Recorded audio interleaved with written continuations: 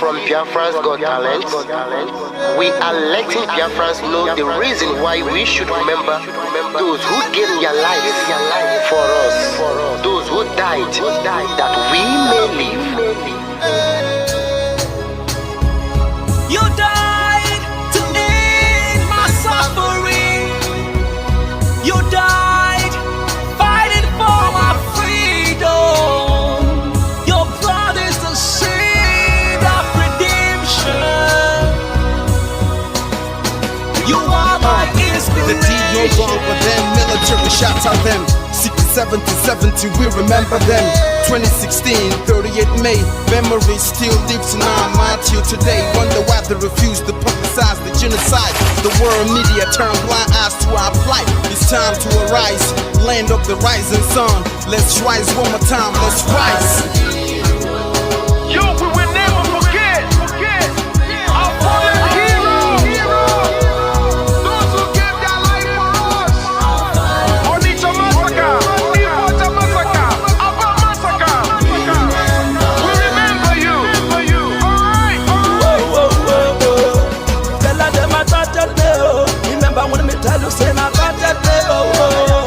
Yeah, I remember that one that called us a Bruce Mero. But the way you go like a Papa Nuku. But them way when you me tell you what I look and the what on this Samiro. Me tell you what I day. For we the fall and the rest of man I tell you what I day. We know that you come to tell them I want to promise you something today. We must fight together, no retreat and no surrender. We must hold them down till the end of time. The most important thing is that we will restore Biafra. May your soul rest in peace. And I look up to the sky with tears in my eyes for other Biafrans and for freedom had to die. We will never forget you as the days go by. You are always in the heart, we'll never be apart. They fought for our freedom, they died for our freedom. They fought the Nigerian soldiers in the war front without food, without guns, for our freedom, for our life, for our own good, for our children. We love them, our heroes, we want them. My heart bleeds when I saw them slain. Where will I be now if not then? They will remain indelible in my heart forever, forever, forever, and ever, and ever, and ever. We serve in your plantation, and the way you paid us back with your bloody starvation. We play in our history that the death of our people is a mystery. No going back to get to a victory. I had a voice now call for vengeance. I never get bomb, I'ma blow like a vengeance. Yo, we will never forget our fallen heroes, those who gave their life for us. Onitsha massacre, Iwata massacre, Aba massacre. We remember you. Alright. Where will I be now? If not you, you died at Mali.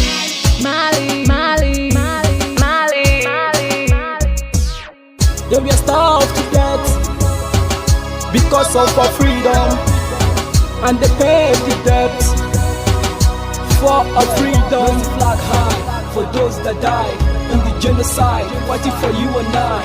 There is pain in the heart, we bleeding inside, tears in the eyes, so I'm falling here. This is for my fallen heroes. Keep them in my patient people. It's like I'm looking at myself in the mirror.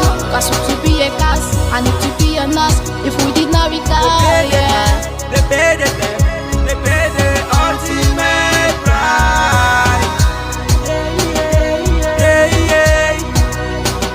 They died for the freedom of my unborn child.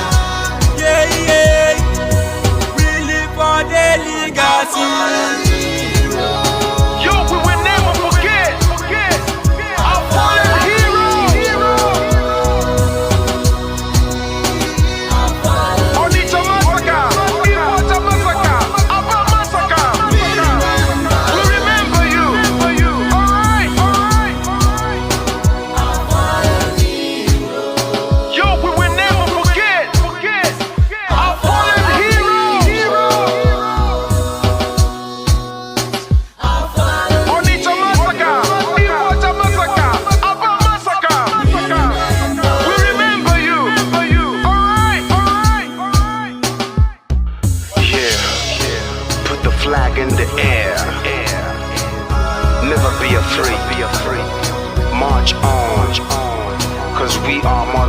conquer us. Yeah, you know what it is. I'm looking at myself We must revenge, and we must stand to represent who we are.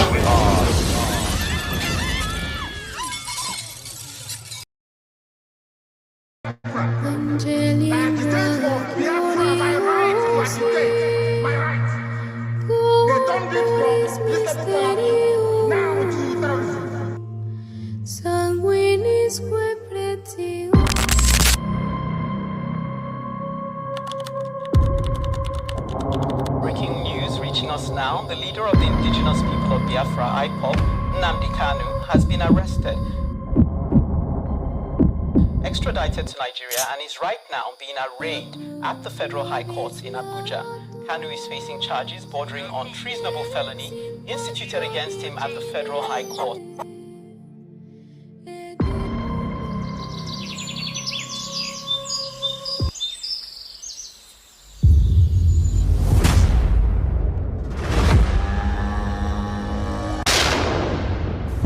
It was an unjust war.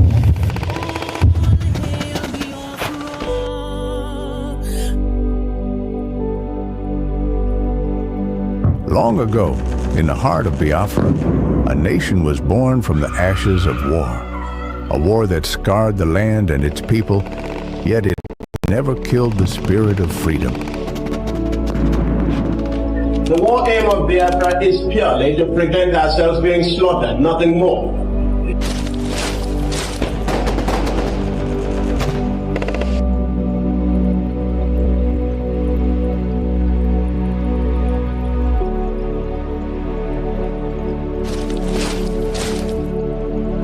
It was in this land, scarred by conflict, that Nnamdi Kanu was born, a son destined to revive the dream of independence for Biafra. And if anybody is going to judge our success and failure in this war, it will have to depend on how much we have prevented the enemy from killing us.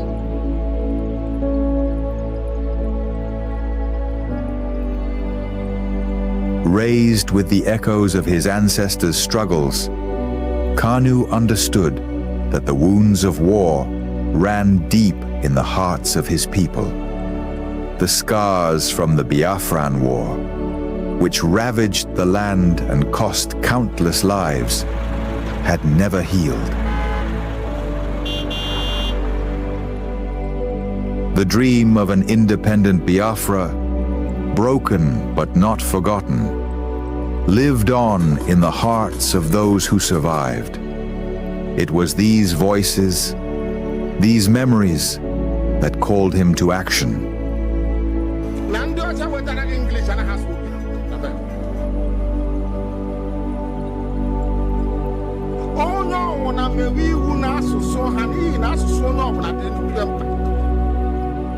As Nnamdi Kanu grew, so did his voice.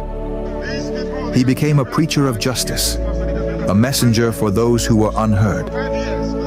He spoke not just for his generation, but for all those whose lives were shattered by the war. The pain of the past was alive within him, and his words resonated with the cries of the oppressed.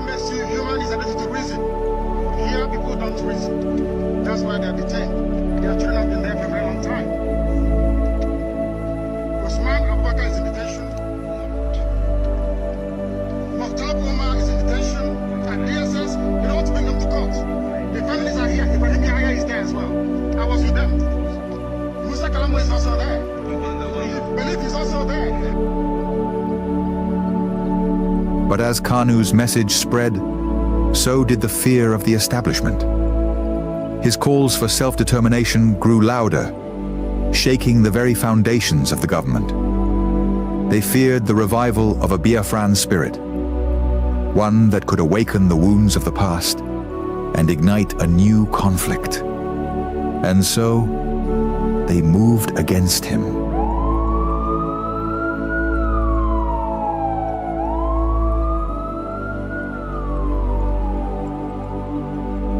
Nnamdi Kanu was arrested, his body captured, but his spirit unbroken. The authorities believed that imprisoning him would extinguish the fire he had started. But they failed to understand the depths of his cause.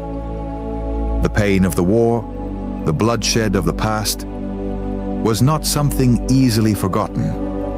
It was a flame that could never be fully extinguished. His arrest became a symbol of the struggle that began in the blood-soaked fields of the Biafran War.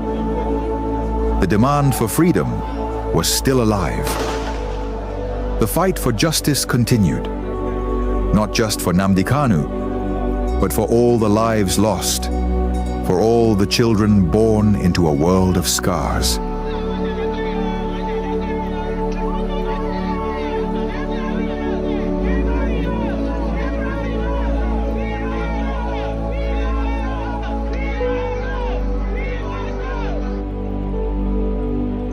The fight for Biafra is not just his fight. It is the fight of all those who have ever dreamed of a free land. And though the past may haunt the present, the future is still unwritten. As long as the story of Nnamdi Kanu is told, as long as the voices of his people rise, the dream of Biafra lives on.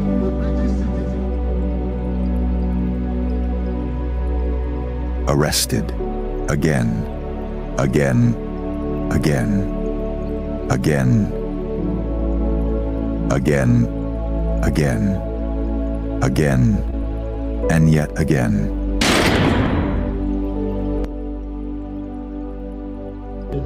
I agitate for Biafra. I agitate for Biafra, my right to agitate, my right. They turned it from treasonable felony now to terrorism.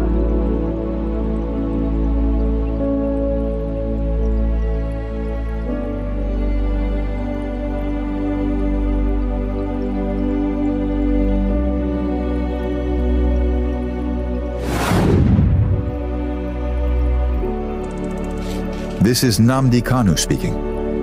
Biafra land, listen. They thought they could silence me, but they didn't just cage me. They caged your spirit. They made you forget that our land still bleeds, that our people still suffer, that nothing has changed.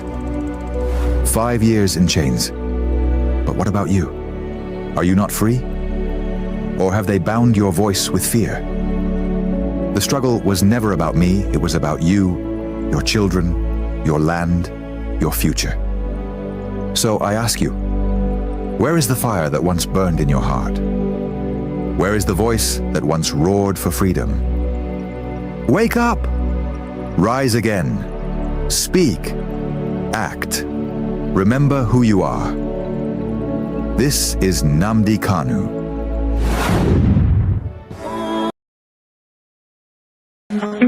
No fear for our land. We go stand together. Fight for freedom now. No surrender. This day is more than just an opening. It is a call for peace and reconciliation. Join us at the first ever Biafra Peace Summit, where the past and present voices for Biafra independence come together. No segregation, no division, just one people with one purpose, an occasion to voice our differences, resolve them, and stand stronger as one people. May 30th is also our separate Biafra Heroes Remembrance Day, when we honor the brave souls of men and women who fought and children who fell from the genocidal war of 1967 to 1970, where over 3 million Biafrans lost their lives. The day we honor those unjustly imprisoned and killed before the war, during the war, and presently, simply for being Biafrans. We salute our past and present leaders, from the vision of Chukwuemeka Odumegwu Ojukwu to the resilience of Philip Effiong, the fearless dedication of Mazi Nnamdi Kanu, and the unwavering courage of Simon Ekpa Odogu, who have carried the torch of our struggle. Their sacrifices and leadership lights our paths forward. As we all know, for far too long, we've endured suffering at the hands of our enemies and division from within. This summit is power-packed to heal those wounds, to uproot seeds of discord planted among us, and to unite Biafrans across tribes, regions, religions, and political views. Together, we are unstoppable. Be part of history. Join us on May 30th, 2025 at the United States of Biafra headquarters in Washington, D.C. A day of unity, remembrance, and renewal. Biafra rises as one strong nation, bolder together. Venue, 11726 Connecticut Avenue, Northwest Washington, D.C. Time, 3 p.m. Biafra time and 10 a.m. Washington time. 30th of May 2025, a united Biafra. Our time is now. This message is proudly sponsored by the Office of the United States of Biafra Deputy Prime Minister, Her Excellency Dr. Ngozi Orabweze, and the Biafra Information, Telecommunication and Postal Service. My name is Marvelous Chukwubikem Arinze.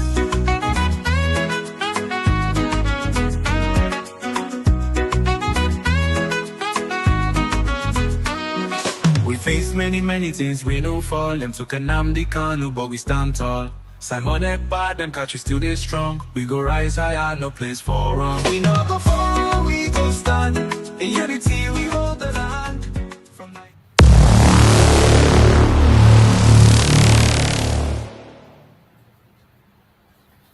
Welcome once again, wherever you are joining from.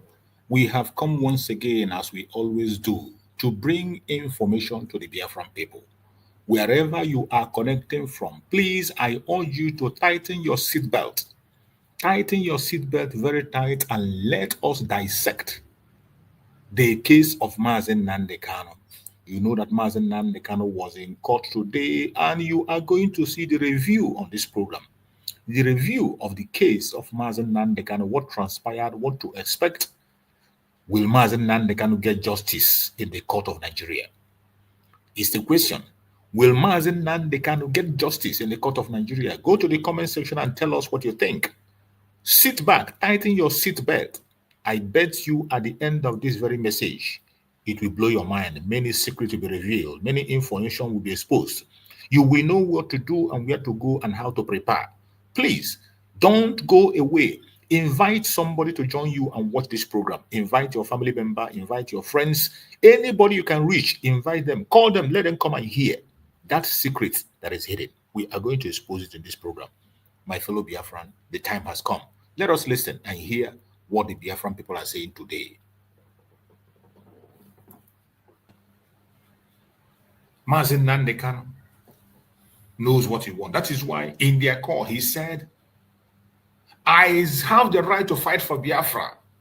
I am fighting for Biafra. It is my right. It is my right to fight for Biafra.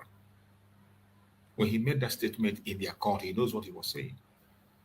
It is his right to fight for Biafra. And he has been consistent in that demand for the restoration of independence of Biafra. Remember, for a very long time, he had been calling for referendum. At a point in time, he said, let the people choose where they want to be. It's not as if he's trying to impose Biafra on anybody. No. It is not as if he's trying to force Biafra on people. No. Allow the people to choose what they want. I bet you if Nigeria were to be a sane country, referendum should have been conducted by now. Or like yesterday. Referendum would have been conducted like yesterday. Remember the agreement that was reached on amalgamation, that after 100 years, the agreement was that after 100 years, this madness will be renegotiated. The people can come together and take decision on what they want. Because even the person that brought these things together, even the person that brought this contraption together, the criminals, the terrorists that amalgamated this contraption called Nigeria, they knew that it's not going to stand forever. They knew that it's not going to stand the test of time. And they told you, after 100 years, you can renegotiate. But of course, you know that they are still after your resources and they cannot encourage that renegotiation. Because renegotiating Nigeria means that they will hands off the whole mineral resources in Nigeria and allow the indigenous people to control their resources. That is what it means. Renegotiation means that the British will hands off, the French will hands up, The United States will hands off from the issue of Nigeria and allow the indigenous people to take their decision. And of course, you know, the West will not allow an African country to take decision and hold their own fate. The West have not yet walked away for the idea of enslavement. The West have not yet walked away from slavery. They are still, the only thing that they change the tactics, the model, and the names. That's what they change. I can bet you that the democracy you are hearing today, they are preaching and pushing to Africa, is slavery. Enslavement, that is what it is. The democracy the West is preaching to Africa today is slavery, and nothing more than that. We have a system that works for us. We have a system that works for us. When they come, they tell you the democracy is the government of the people, for the people, and by the people. Tell me, where in Africa do you have the government of the people, by the people, and for the people? There is none. There is no country in Africa where you have the government of the people, by the people, and for the people. The only place we seem to have it now, just yesterday, is in Burkina Faso, under Ibrahim Traore. Now, ask yourself, why is the West reacting against a man who have chosen to operate the government of the people, by the people, and for the people? And they will give you a reason that he's wearing uniform. He's a military man. And I bet you, the only way you can secure a genuine freedom for any country in Africa is with a uniform. No civilian can do it. No civilian government in Africa can be able to be bold enough to walk away from the colonial master, because these idiots who are there are handpicked.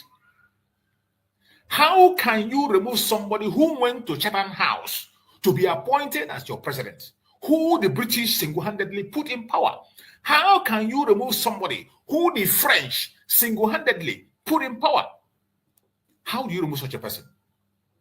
The only way you can get the government of the people, for the people, and by the people in Africa is through the uniform. So when I hear them push this narrative of, oh, military regime is this and military regime is that, this is a scam and a blackmail. And they have used this blackmail for a very long time, and our people seem to buy into that blackmail, thinking that it is for their own good.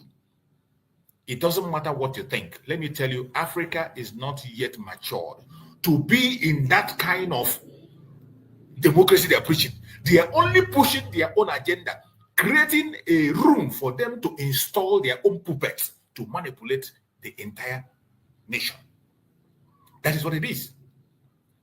Anybody comes to tell you, oh, the military government is this and that, this is a blackmail, and they have used this blackmail long enough. They have used it long enough. If they are telling us that you don't have to be a military to rule, why did they kill Gaddafi? Gaddafi took off his uniform and became a civilian. He took off his uniform and became a civilian, transformed to a civilian. If I were Traore, I wouldn't even take off my uniform. I would not. I will not. And if you are a genuine African and you want your nation to grow, the earlier you begin to understand that the only way you can walk away from these colonial masters is by uniform. If you think you can be a civilian and walk away from the colonialists, you cannot, you dare not. You cannot do that. The only way you can implement that forceful exit from the hand of the colonial master is by the uniform. That is where we have the bravery to engage them.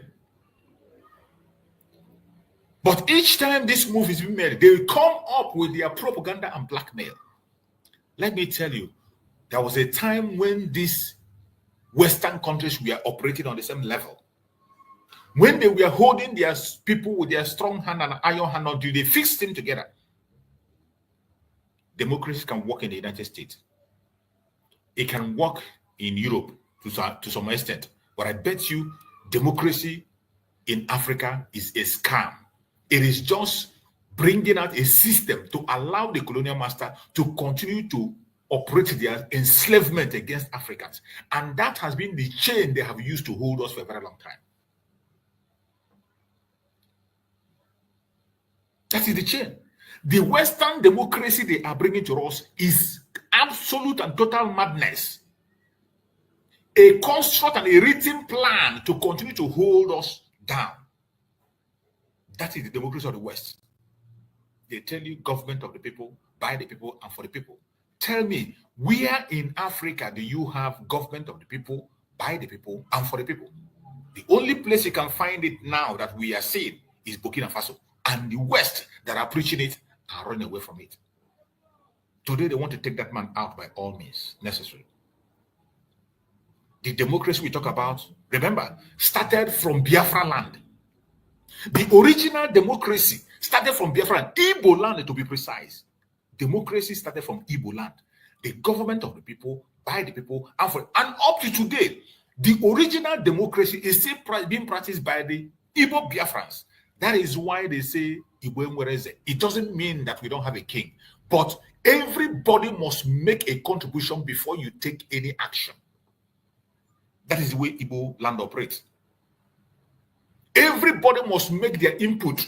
You cannot impose yourself on anybody. That is in Igbo culture. In Biafra land,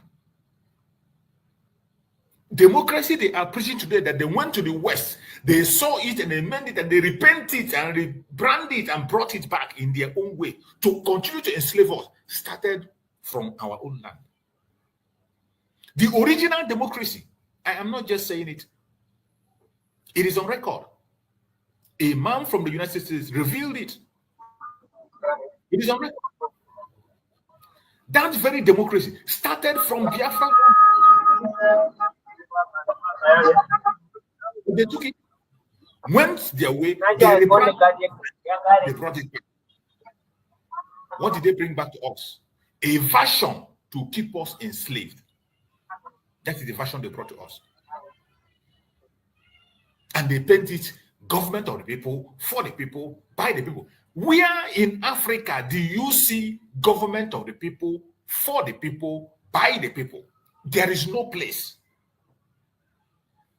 There is no place.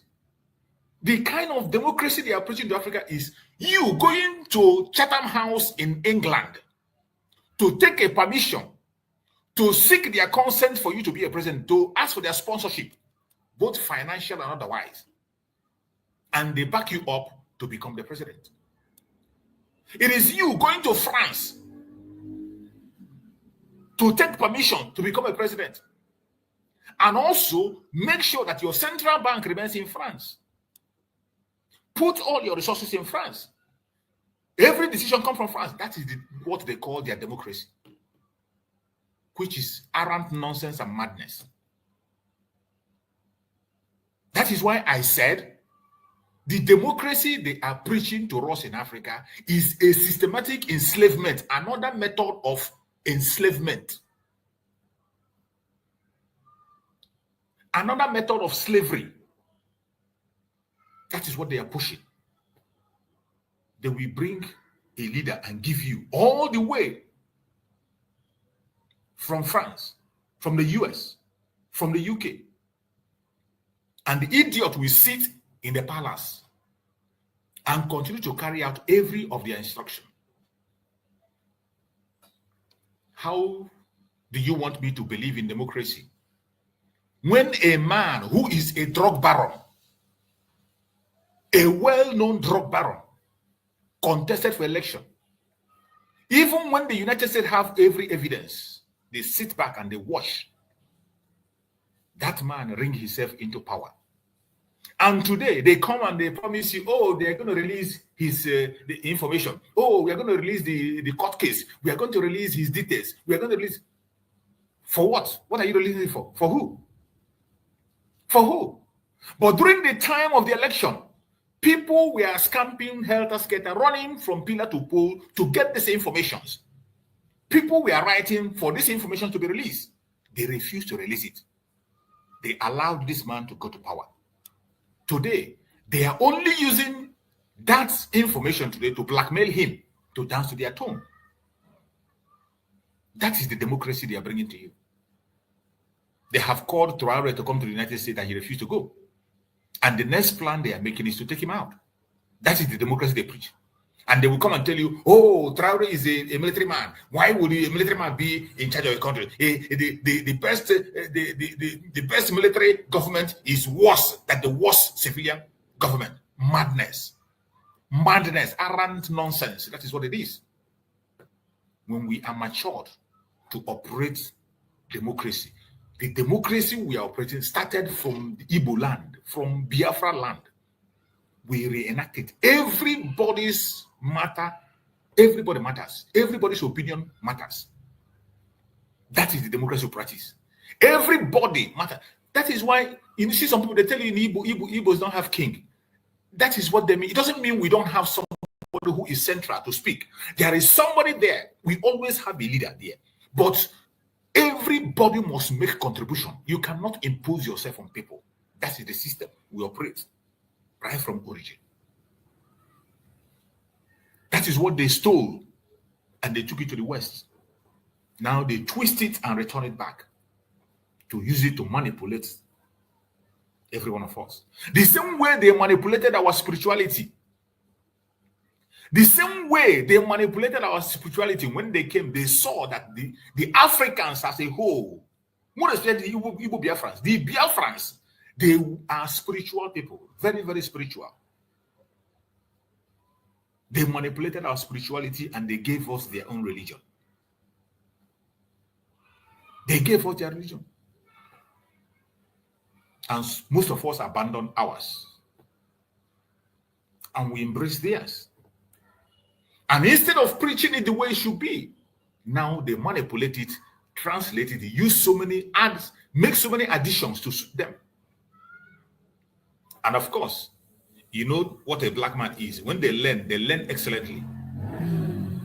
After they have learned, the people they left it for now manipulated and use it to their own benefit. You go to the Bible, you read a lot of things that are very beneficial, very good. At the same time, there are some portions that you can use to manipulate. And those idiots they have left behind are now using those manipulating aspects to manipulate every other thing. They can use it to manipulate you. They can use it to confuse you. If you are not read enough, if you are the type that cannot read the books by yourself, it is easy to manipulate you and redirect you. My fellow Biafran that are watching, today, is in court. I bet you, every one of us, wherever you are, we are already focusing on that direction to hear what is going to happen. We are focusing. We want to hear what is happening. Is Mazi Nnamdi Kanu home? What are they saying? It doesn't matter what they say. It doesn't matter what they do. If Biafra is not restored, Mazi Nnamdi Kanu has not gotten justice. If Biafra is not restored, Mazi Nnamdi Kanu is still in captivity. It's just a question of time. He's going to be arraigned again. If you care about the spirit of IPOB, Mazi Nnamdi Kanu, you want him to be free, pursue Biafra earnestly. Pursue Biafra with everything in you. If you genuinely want Mazi Nnamdi Kanu to be free, pursue Biafra. That is why we say there will be no justice anywhere. If they're telling you that Mazi Nnamdi Kanu will get justice, the only justice, the only time we can see that he has gotten justice is when Biafra, when the Zoological Republic leave Biafran territory completely. Leave our territory, leave our territory. Biafra has been declared. Remove your occupying forces in Biafra land. Every Zoological Republic force in Biafra land is occupying forces, occupation forces. That's what they are. And they have to go away. They need to leave our territory. Leave our territory. Leave our territory. That is what they need to do. Until they do that, we have not gotten justice. And we are going to force them out. We have written petitions. We have protested. We have written letters. We have informed them officially. We have given them time. Yet, they have refused to listen. We are going to force them out. That is what is going to happen. As for Mazi Nnamdi Kanu, he's in court. today. And before the end of the program, we are going to give you the update of the day so that we also get informed, keep your heart together, and be in check. Don't ever forget that Mazi Nnamdi Kanu has no case to answer. Always have that at the back of your mind. That our supreme leader Mazi Nnamdi Kanu has no case to answer to the Nigerian government. He has no case. Whatever you are seeing that is happening in their court today is ceremonial. It's just ceremonial. In the first place, their own court have said that they are not competent. No court is competent enough to try Mazi Nnamdi Kanu. But because of their evil agenda to continue to keep Mazi Nnamdi Kanu in solitary confinement in perpetuity, the lead counsel of Mazi Nnamdi Kanu, in their own wisdom, decided to try the case. So while the trial is going on, we will be observing. We'll be watching them. Whatever be the outcome,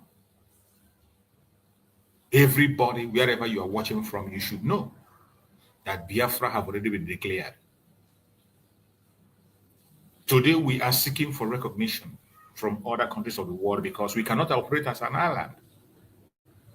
Following international laws and all international principles, we are pursuing recognition from countries of the world. Letters have been written officially to many countries of the world, which the government have made public. Letters have been sent to countries of the world, including Nigerian government itself, to inform them officially about the redeclaration of Biafra. But of course, you know that the Pharaoh will not go without a fight. That is why you have to tighten up your belt and prepare for what is coming. It doesn't matter what they say. It doesn't matter what they do. It doesn't matter from which area of which angle they are coming from. We are going to face them head on. And I bet you, at the end of the day, victory will be ours. I can see my brother Anderson there. Before I allow Anderson to give us his word as he has joined us, let us listen to one of the important events we have that is coming up on the 30th, the Heroes Day, and the opening of our head office in Washington, D.C., and the Peace Summit that is coming up on the 30th. Let us listen to this very announcement. No fear for our land. We go stand together, fight for freedom now. No surrender. This day is more than just an opening. It is a call for peace and reconciliation. Join us at the first ever Biafra Peace Summit, where the past and present voices for Biafra independence come together. No segregation, no division, just one people with one purpose, an occasion to voice our differences, resolve them, and stand stronger as one people. May 30th is also our separate Biafra Heroes Remembrance Day, when we honor the brave souls of men and women who fought and children who fell from the genocidal war of 1967 to 1970, where over 3 million Biafrans lost their lives. The day we honor those unjustly imprisoned and killed before the war, during the war, and presently, simply for being Biafrans. We salute our past and present leaders, from the vision of Chukwuemeka to the resilience of Philip Effiong, the fearless dedication of Mazi Nnamdi Kanu, and the unwavering courage of Simon Ekpa Odogu, who have carried the torch of our struggle. Their sacrifices and leadership lights our paths forward. As we all know, for far too long, we've endured suffering at the hands of our enemies and division from within. This summit is power-packed to heal those wounds, to uproot seeds of discord planted among us, and to unite Biafrans across tribes, regions, religions, and political views. Together, we are unstoppable. Be part of history. Join us on May 30th, 2025 at the United States of Biafra headquarters in Washington, D.C. A day of unity, remembrance, and renewal. Biafra rises as one strong nation, bolder together. Venue, 11726 Connecticut Avenue, Northwest Washington, D.C. Time, 3 p.m. Biafra time and 10 a.m. Washington time. 30th of May, 2025, a united Biafra. Our time is now. This message is proudly sponsored by the Office of the United States of Biafra Deputy Prime Minister, Her Excellency Dr. Ngozi Orabweze, and the Biafra Information, Telecommunication and Postal Service. My name is Marvelous Chukwubikem Arinze.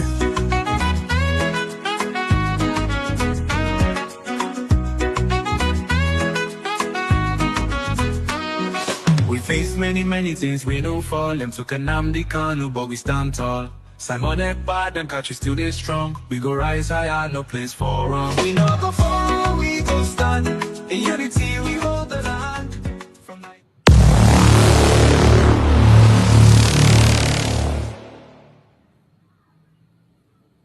Thank you. You're welcome back. Thank you so much. If you have more questions to ask regarding the program, or you have any question whatsoever to ask on this issue, please do feel free to ask. And most importantly, join us on Saturday. You can come on Saturday during the fundraising by 7 p.m. Biafran time. Join the fundraising. There you can ask any question you want to the Deputy Prime Minister, Dr. Ngozi Orabweze. Every Saturday, make it a point of duty. If you have any question, write it down. Those difficult questions, those things that you know are hindering you from moving forward, or hindering those things you are thinking that is bothering you. Every Saturday, join us on the fundraising by 7 p.m. When you join, the Deputy Prime Minister will always be there so that you can be able to ask your questions and get your answers directly from her. Thank you. So my brother Anison, thank you for joining. Let's hear from you. Unmute yourself, Anison. Anison, unmute yourself. Let's hear from you.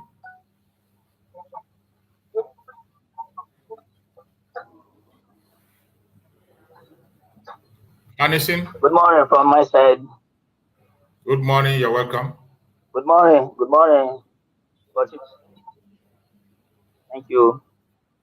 Really, I want to use this medium to build Biafrans all over the whole world, and also greet able leaders who are passing through one problem and tribulations, another, just because of this cause of a divine mandate that the world is fighting against from coming to stand.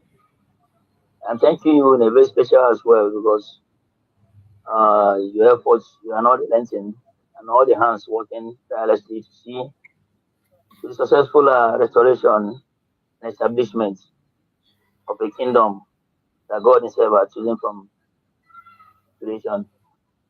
So Biafra is it. Nobody will take it away from us. Really, it is going the way it is supposed to be. But sometimes things happen and we see it as if maybe by so doing it will not allow us to get to the final end of this journey. But it's not true. There are things that are bound to happen, so that when we finally arrive, then workload to be done will be very few. But if we all go into this new kingdom that is coming on earth without passing through this defining moment, we may find it difficult for the kind of quick establishment. This is what happened when we left the IPOB Nigeria and the DOS, the criminal gangs and the killers of the people. It was as if heaven and earth as if heaven will come down on everybody. They fight every channel against Simon Ekpa. In fact, I've never seen a fight that is as tough as that fight between Nnamdi Kanu, US killers that betrayed him, and the autopilot. See the media world, the media printing. Is it the West, the kind of people coming, threatening West? But at the end of it all, the wave came and gone, and therefore get to know the direction where they are going and get stronger and stronger than ever before. And in fact, they were going on the speed, and the fear was about the arrangement to sideline at PM. Just a few days back, I was with somebody, an outside young man, and he at some point asked me, why did you want Nigerians to get divided? Why are we always complaining about divided Nigeria? Then I sat down, thank God, I can command Hausa language to some certain extent. And I began to explain things to him. And I asked him at some point in Hausa language, is it supposed to be the thing? I began to let him know some kind of problem he himself was into, which he was not even aware at all. But many people are in a state of oblivion. They don't know really what is happening around them. They don't know the mess they're into. The next day he came around my place of sitting. He called me and I sent it in Hausa language. He told me that, in fact, he swore with his heart that those things I was trying to tell him 3 days back. I had about 10 people from his Hausa ethnic group, and I explained to them just briefly the way I talked to him, and they were all convinced and understood really that there's a problem. Many people are not informed. Many people are like they used to say that Nigerians on the top of a powder bomb or what. Nigeria is set to explode, and many idiots are under celebrating the mess. And the world is also fighting, seeing how they can stop Africa from coming out with full force and get their dream. The fear is too much in them. People are suffering. Look at the state to find ourselves in a dirty home, and many people are still here celebrating a miserable life because they are not aware of what is going on.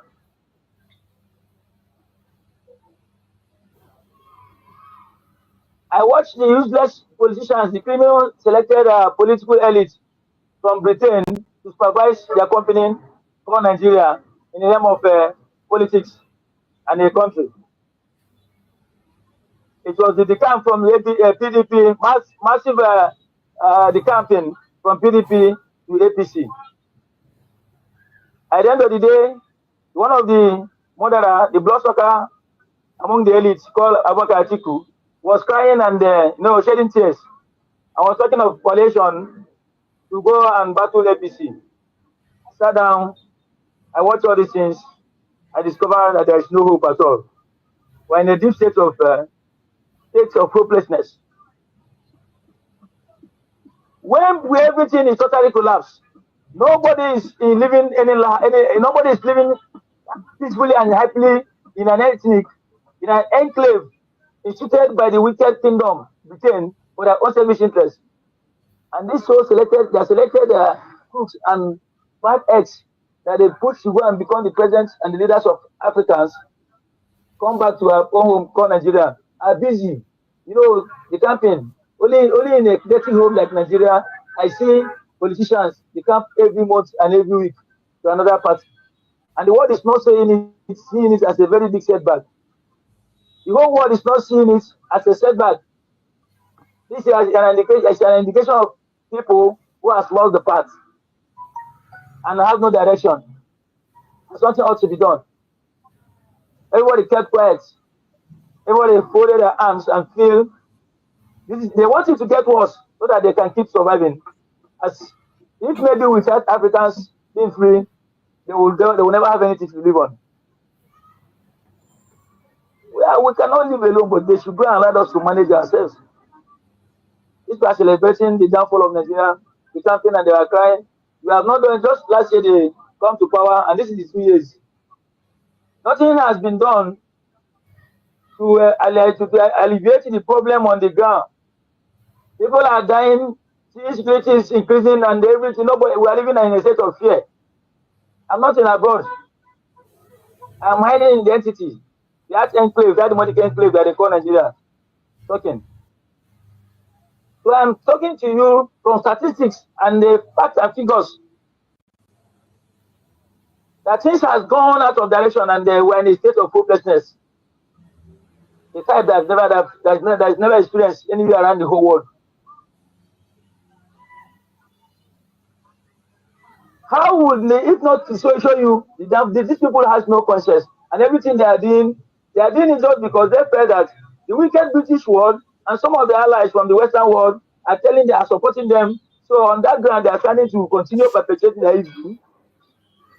That they go on secret trial to a leader of the more than 80 million of people. an issue that attracts not only national interest, but the whole world watching it to see that young man that is a terrorist. Let the whole world see really how this young man become a terrorist from all these nonsense charges. And they are shielding it and making it a secret trial. And nobody said anything. And no one is aware of it. What are you hiding? You say that this young man has committed an offense. Let the whole world see it so that you can do everything, you do whatever you want to do with him. Let the whole world see you really having evidence against him to prove that really what you accuse him of and why you have suffered him for more than 10 years. If not just mere persecution and hatred for the people of Biafran. Tell me what is your offense. And that is why USCC will go about arresting only the Biafran people from the Biafran ethnics. Anybody from the north is untouchable because they are the USCC, a criminal organization organized to persecute those who are against them. So they go after the Biafrans at some part, sometime, partly southwest, to pick some of their victims with their propaganda. So there's a lot of problem on the ground. The whites, you said I was listening to you when you said that they had a document, there's a document that they would not want us to get out from this shackle. It's not only a mere document. A lot of international organizations are formed, and the center of discussion is how they will continue to suppress us. Even though you see them with all the shenanigans and all this nonsense. This organization internationally are formed on how to make sure that African is subjugated, African is suppressed and relegated to a very low background of no recognition. This is the center of the discussion. And the focus, when you come to that again, focus on the Biafrans. Don't allow people to get anything freedom in their life. Don't allow them to be a settled people. The white man, this was Western world working in alliances with their political elite stooges in Africa, managing their company, knows who we are, knows that yes, we have everything to be who we are, and they stand where we want to be, without fear of anything.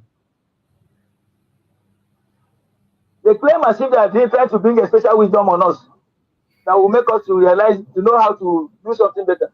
And why they are learning from us? Only they build and planted propaganda and continue to monitor it from their countries and even within. Because they have taproots everywhere. This taproot was built mainly because of this, to make sure that Africa is totally suppressed and kept into dark. And they were celebrating and enjoying, living a big life. They should let this, the children of God go. They should not take what is playing out as a child's play. There's a serious fire burning under, and some are standing on the top, still celebrating. Well, there's a very big mess. The so-called leaders that they voted and those that they not voted, selected, they are all selected, are busy talking about 2027, the campaign and the forming a coalition, and they're talking mess. They don't talk about their human well-being and welfare. They are talking now their political career, their business at risk. Everybody is fighting to protect this institution, business institution in the name of politics. This is why every day now, the top news on their mainstream, the total media mainstream is the campaign, how they are decamping, how they are preparing for 2027. And insecurity is rampaging. We're living in a state of fear. Everything is crumbled. The economy melts. Nobody is asking how the people are living any longer. No government. The whole world is aware. But because they are surviving from what they think they are taking from the African soil, they want us to remain in this thesis. But we said no. Never said no. Instead, we sacrificed everything. But in the end, they will know that yes, God fight for us. And we're not fighting a unjust cause, but rather we're fighting for what is our best right, inalienable right from God. We're fighting for what belongs to us. We never make trouble anywhere. Like shenanigans, you don't have the boldness to show the trial of our leader going on. The person they say is a terrorist. And we want the whole world to see it. So that they will know they're really that we're a troublemaker. We're not fighting for a just cause. They don't have evidence. Their so-called evidence is speaking against them without in their own court. And it's not enough for these people, these animals, to see really write the handwriting on the wall because of fear and that hatred. But I don't think that it will. I learned that the one called Tinubu is trying to visit Biafra land. Is it that they up till now they are not aware that we have been declared a sovereign nation and they should live with the occupation? They should live Biafrans. What is he going to do in Biafra land? These are the people that are banished. This is why they also fight with an issue that is alliance master. Can he dare say, make a word, if Amanepa is on seat? Can he even dream it? But I still know that our men are on ground. I will not allow this. This is why I said the other time.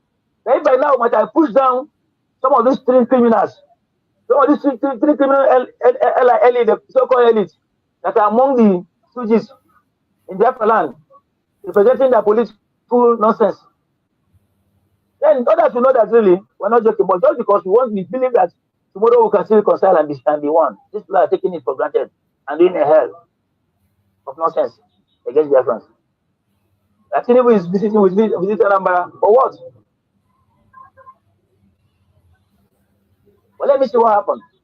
But you will use this to know that really Biafrans, they are set. Now, what we're saying is not a chess play. We're really serious with everything we're saying. And they are going to pay dearly for it.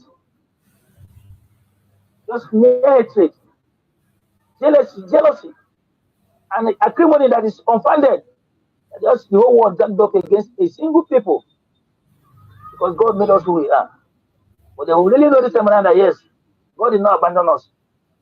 They will see terrible things that will happen unless they quickly allow Biafra their way. But if they think that we're talking just like humans, they should wait and see. They will testify that indeed we are really children of God. We are really the people that God knows about their existence. And whatever that we have passed through, God is aware of it. But the time is now.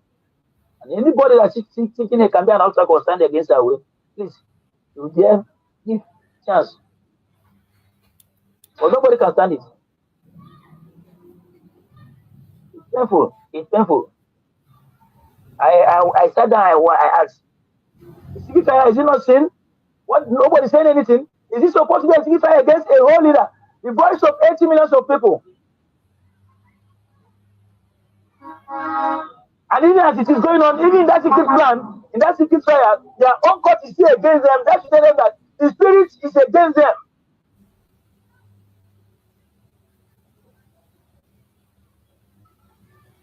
We just have to be, in fact, anything we are saying, let it be with action in our heart. It's not just a kind of a word and then we go and relax. This is a collective fight. And every person should stand up. Nobody should think that he or she is free. Nobody is free. Just 2 days back, yesterday or 2 days back, the very dark man is released. What did he committed in the first place? For arresting him. What has he committed? All this is a target against the Biafrans. All this is just a well-planned, orchestrated evil arrangement to wipe us off on the surface of this earth. And that was even the sole agenda when British instigated a war, they nicknamed Civil War, Biafran Civil War. It was instigated so that Biafran should be exterminated, in fact, exterminated from the surface of this earth. Biafran has become a problem. Biafran has become a problem, a threat to the British world. That from the day immemorial, there's been a problem. They always have an agenda to exterminate Biafran. When they pay this way, they come with another different brand. When they pay this way, they come when here and there. Even though we know there's right conscious men in the Western world and across the world, it is a fight that we all have to stand firm. Let's sometimes look back and listen to the words of our leader. Listen to the words of Nnamdi Kanu. That's why I'm very happy Sometimes before the program, you replay some of their brokers to remind us and everybody who is still falling aside that we have a task. And this is where we started, and we are still on it until we get to the end. I'm in pain, but you know, victory is on our side, and it will surely come faster beyond we expected, and the whole world shall marvel. Thank you. Thank you so much, my brother Anderson. I appreciate you for that wonderful contribution. Thank you so much. May Chukwu Kabiama continue to guide you, protect you, and secure you out there. So, my fellow Biafrans that are watching, wherever you are watching, remember our Supreme Leader Mazi Nnamdi Kanu is in court today. And we are waiting and watching and looking towards the update that is going to be coming. And I will bring in the update and be reading it out for you to get in touch and follow up on the things that are happening. But before we proceed on that, I want to share something here. You see, some of this Nigerian media, when I say Nigerian media is evil, when we say Nigerian media is evil, this is it. This is it. You can imagine what the media Vanguard wrote down. You can imagine what Vanguard wrote. This is how Nigerian media push lie in broad daylight, even issues that has legal implication. Yet they push their lies. They use their media to push lie, to confuse the masses, to confuse people, to confuse the world. Can you imagine a case that was held yesterday and Vanguard is writing, saying that Nnamdi Kanu admitted inciting public to attack police. Witness tells court. This is really madness. How can Vanguard be writing this nonsense that Nnamdi Kanu admitted inciting public to attack the police? Look at the kind of headline they use. That Nnamdi Kanu admitted inciting public to attack police. Something that never happened. Mazi Nnamdi Kanu never made such admission yesterday. But look at the kind of headline, Vanguard, evil media. When we talk about the atrocities of the media in Nigeria, this is it. You can imagine the kind of headline they use. You can imagine. They're already projecting it. They're already pushing their narrative. They're already pushing the narrative, just choking the narrative into the people's neck. They will choke you with information, choke you with false information. They will force you to believe falsehood. That is what Vanguard is doing here. You can imagine. Nnamdi Kanu admitted inciting public to attack police. This is arrant nonsense. And this is why every Biafran, I said yesterday, that most of the time, your reactions matters a lot. Your reaction plays a role. And the court, the judges, they are watching your reaction, what you're going to do. Because the government will always use their media to change the narrative and present you as a bad person before the society. They use the media is in their hand, more especially Nigerian media. Nigerian media, they can manipulate, they can say, they can twist things. Before your own very eyes, you begin to wonder. You begin to wonder, is this the same media you know? Or you begin to ask yourself, are you making a mistake? No, you're not.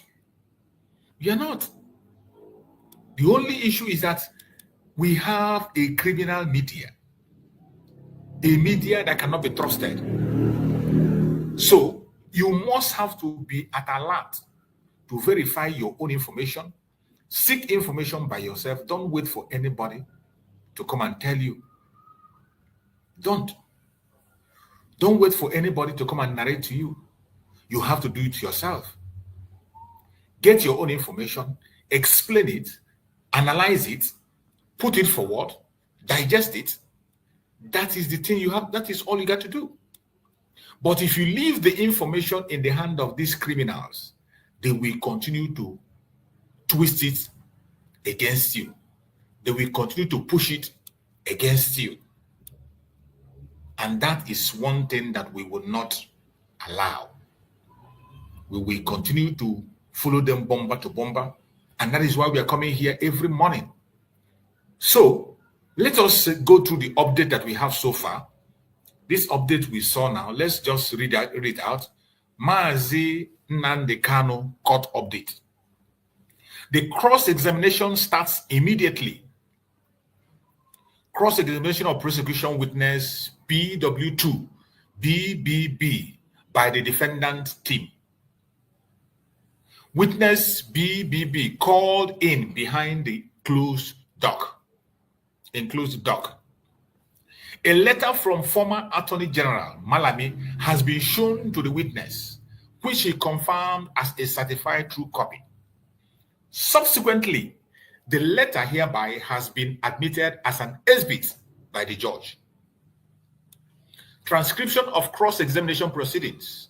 Witness BBB, that is the government witness BBB, reading the former Attorney General's letter to the DSS to arrest Mazi Nnamdi Kanu.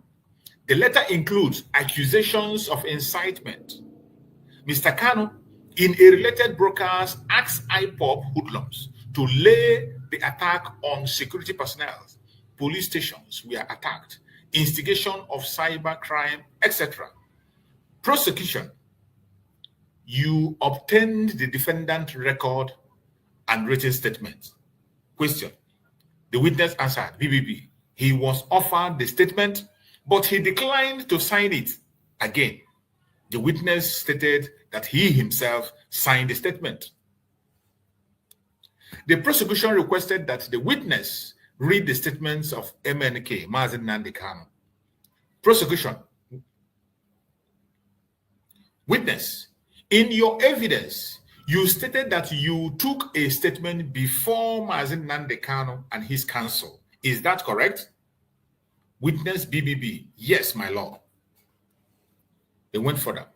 The prosecution has submitted the flash drive containing Mazi Nnamdi Kanu's broadcast to the court. Flash drive in PWH1 and PWH2 are black and red, respectively, and marked as exhibits. However, the flash drive, after coming on and off, is playing Mazi Nnamdi Kanu's broadcast alleged to be inciting. The very program they say was inciting was played. The court are listening to the audio voice, though intermittent breakage occurs. The 4-minute audio clip being aired before court apparently was obtained from a broadcast made by Mazi Nnamdi Kanu concerning the defense of Biafra land, as the governors and politicians have failed our people. That is the program that we are playing, where Mazi Nnamdi Kanu was calling on the governors, calling on the politicians to defend Biafra land and protect their people. And they failed to do so. Mazi Nnamdi Kanu was there talking and speaking. That was the broadcast they played in the court. Transcript of the audio clip aired in the court as evidence. That was what they brought as evidence. Note, Mazi Nnamdi Kanu. Mazi Nnamdi Kanu speak about, this is what is contained in that very audio now. I want you to listen to this very part. That audio that was presented now as one of the exhibits, I think it is Mazi Nnamdi Kanu Council that presented this very one. Now, transcript of the audio clip aired in court as evidence. Yes. This is what it contains. This is what was in that very transcript. Mazi Nnamdi Kanu speak about the shedding of blood of innocent Biafrans. The same way they killed our people in Obibo, Delta, and other states, that we, IPOB, must stop them. This is what Mazi Nnamdi Kanu was saying in that audio they presented. So we're just reminding them the content, because they pick only the aspect that they love. That Mazi Nnamdi Kanu was inciting. Mazi Nnamdi Kanu told people to attack police. But this was the whole information that was in that very clip that they cut one part. They cut one part.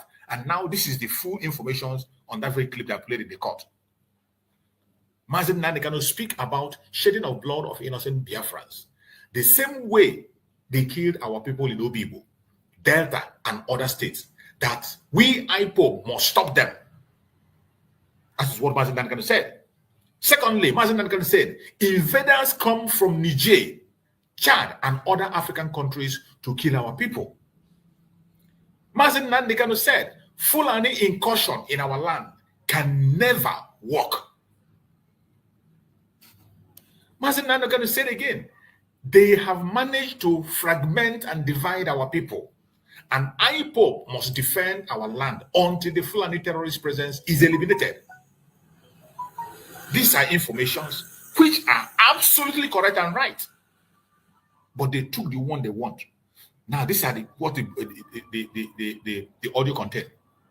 Mazi Nnamdi Kanu, governors come to do the bidding of the caliphate. The governors, we all know what they are doing is bidding of the governors are not standing for the people. It is a fact and the unavoidable fact. Mazi Nnamdi Kanu said, governors come to the bidding of the caliphate.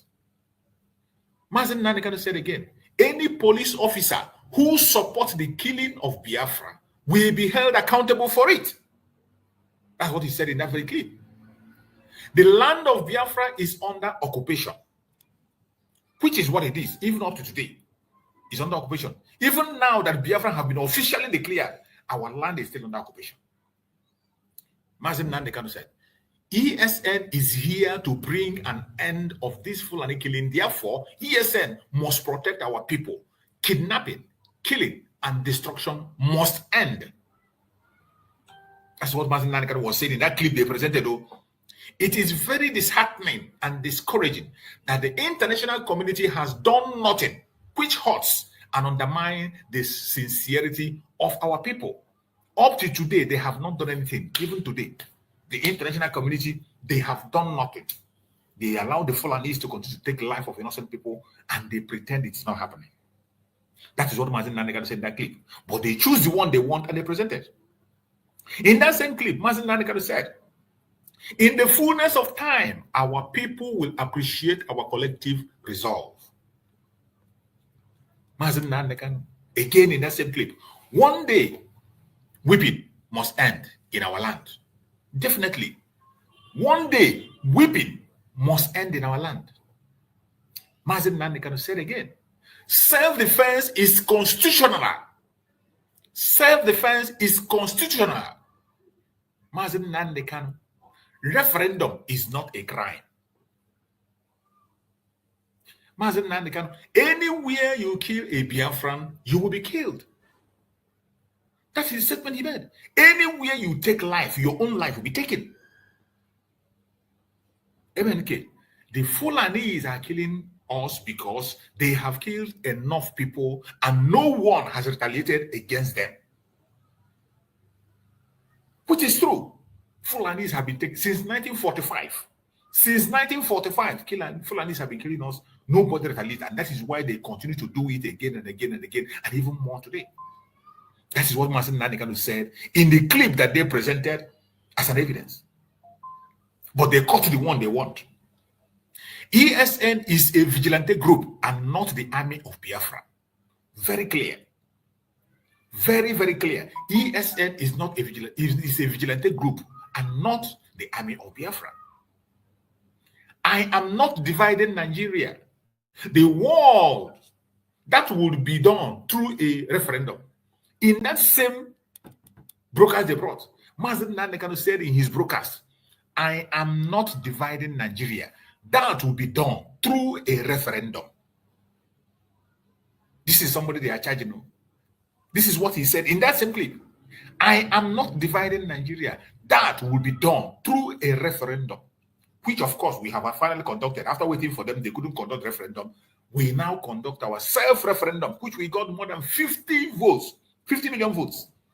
More than 50 million people voted. And because of that, Biafra was declared on the 29th of November, 2024.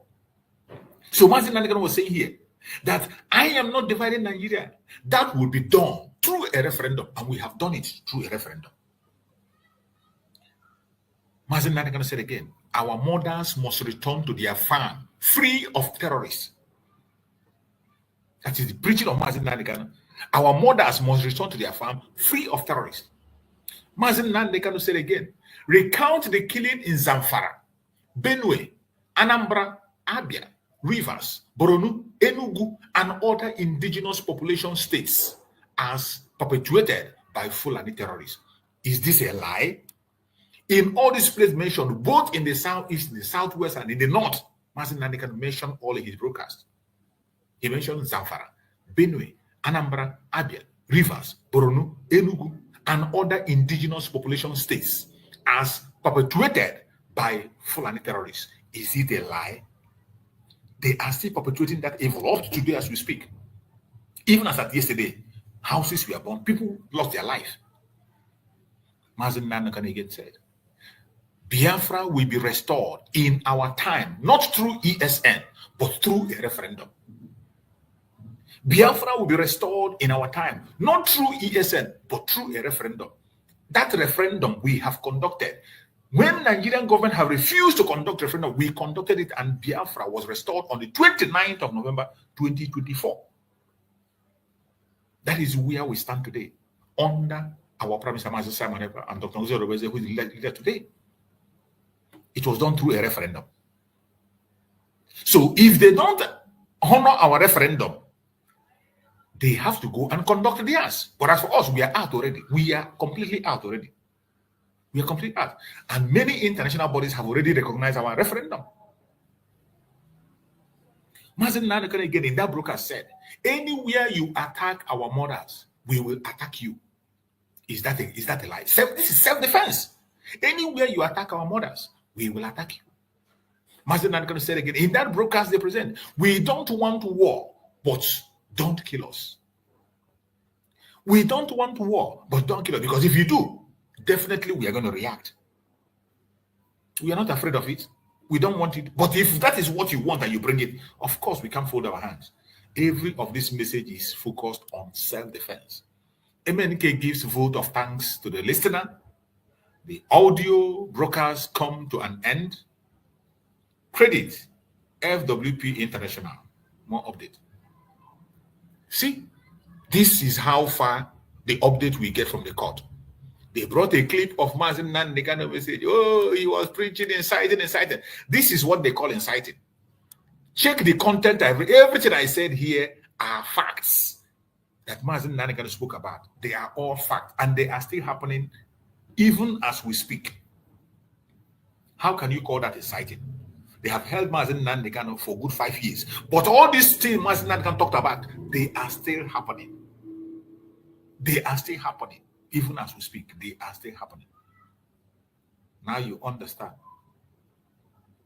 that the freedom of Mazi Nnamdi Kanu is in your hand. Is in my hand. When we say Mazi Nnamdi Kanu did not commit any crime, it is not a propaganda. We are not saying it out of pride. We are not just saying it because we want to say it. It is a fact, undeniable fact, that Mazi Nnamdi Kanu is innocent of all charges and must be let go. But we know that they wouldn't, because the Zoological Republic of Nigeria and its sponsors will never let go because of our resources. That is where you have to prepare and tighten up your belt. Tighten up your belt wherever you are as a Biafran. Tighten up. The only thing that can guarantee justice for Mazi Nnamdi Kanu and his freedom is Biafra. If you don't fight to get our recognition and full restoration, we will remain in captivity and slavery. The earlier you realize that, the better for all of us. The earlier you realize that, the better for all of us. The supreme leader of IPOB, Mazi Nnamdi Kanu, is very innocent of all charges levied against him. The drama you are seeing them performing today in their court is not strange. Let them continue. But I bet you, at the end of the day, Biafra will definitely come. Every prophecy made by Mazi Nnamdi Kanu have come to pass. And the coming of Biafra is what is remaining, and we're looking up to it. It is going to happen. The last miracle. It is going to happen. And it will happen in such a way that no man will take glory. It is not because of our hard work, Not because we are too smart, not because we are shouting, but because it is the mandate of Chukwu Kakabiama, the mandate of God, that it should happen. No matter how they try. We know that they don't want us alive. The Western countries that are benefiting from the atrocities in Nigeria will never agree. The British, the French, they will never let go. But I bet you, this time they have no choice. Our case is before the whole world on every level, in the front line, in all platforms. And I bet you very soon, very, very soon, it will all be over. You're welcome, my brother Greg. Thank you for joining, Greg. Go ahead and speak to us, brother Greg. Welcome. Yes, Mazi, good afternoon. Good afternoon to Biafrans all over the world. My greetings to all the listeners and the people on the comment section. I thank God for all our life today. I thank God for our leader, Mazi Nnamdi Kanu, who is undergoing trials in the evil country where they only know how to lie, where they only know how to formulate evil. I thank God for his life, and I know that God is on his side.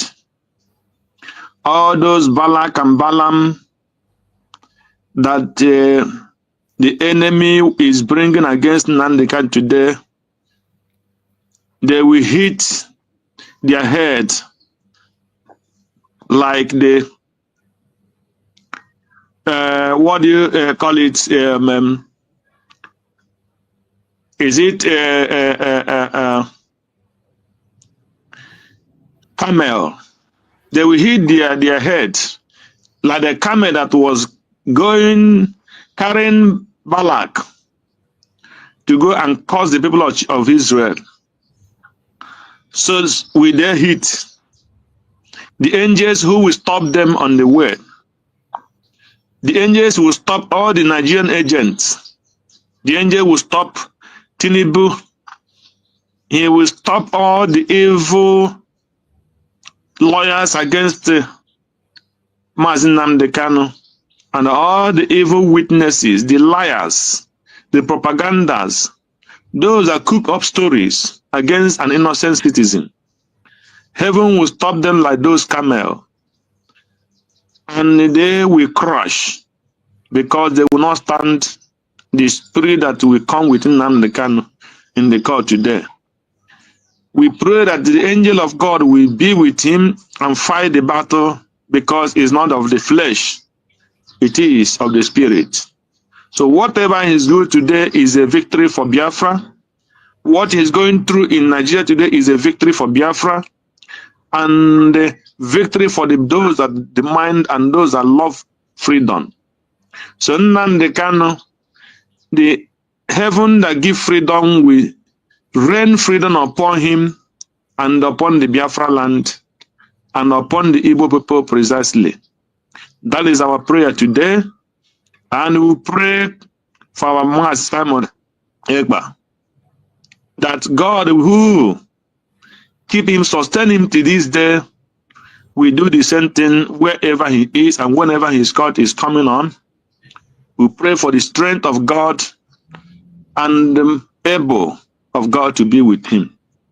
We thank God for everything today, and we appreciate God for every work you are doing, Mazi Choose and all the medias, that heaven will be your strength and reward you for your good works. Thank you, my brother. Yes, before I continue, I must pray for Dr. Ngozi Arabeze. I pray God for his strength upon her.